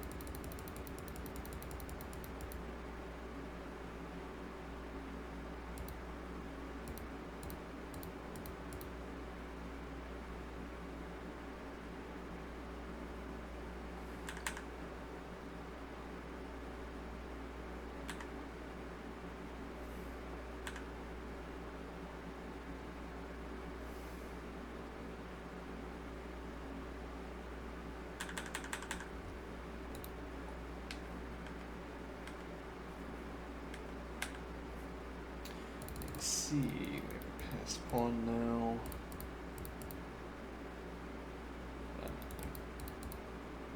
Yeah, now here.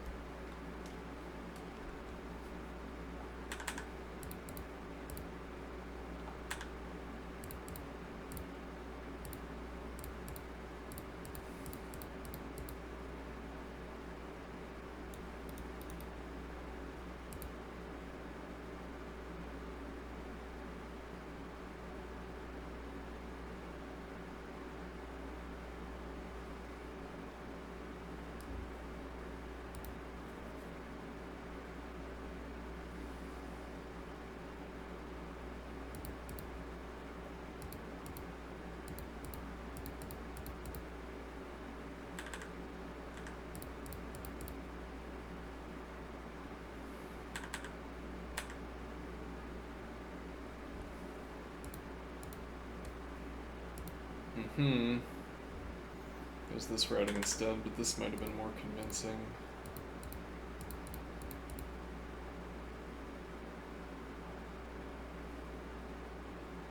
It's a little bit zigzwang.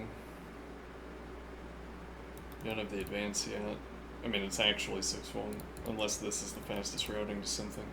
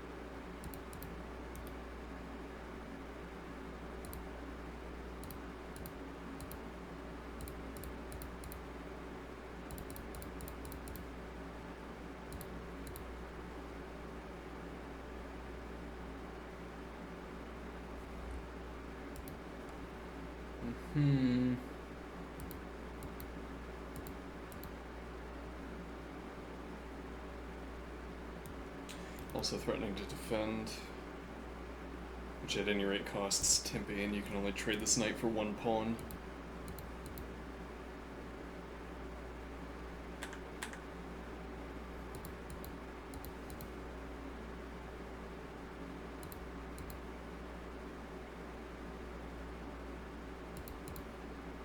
So now you have to play this here. Though also this. And c5, deny the advance.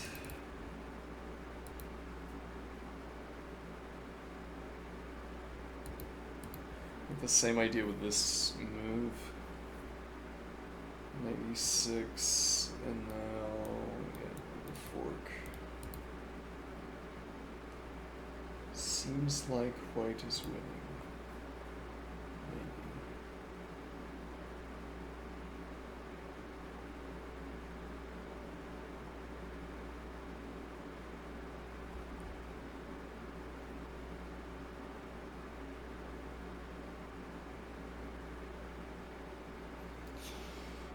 I think I will call it there.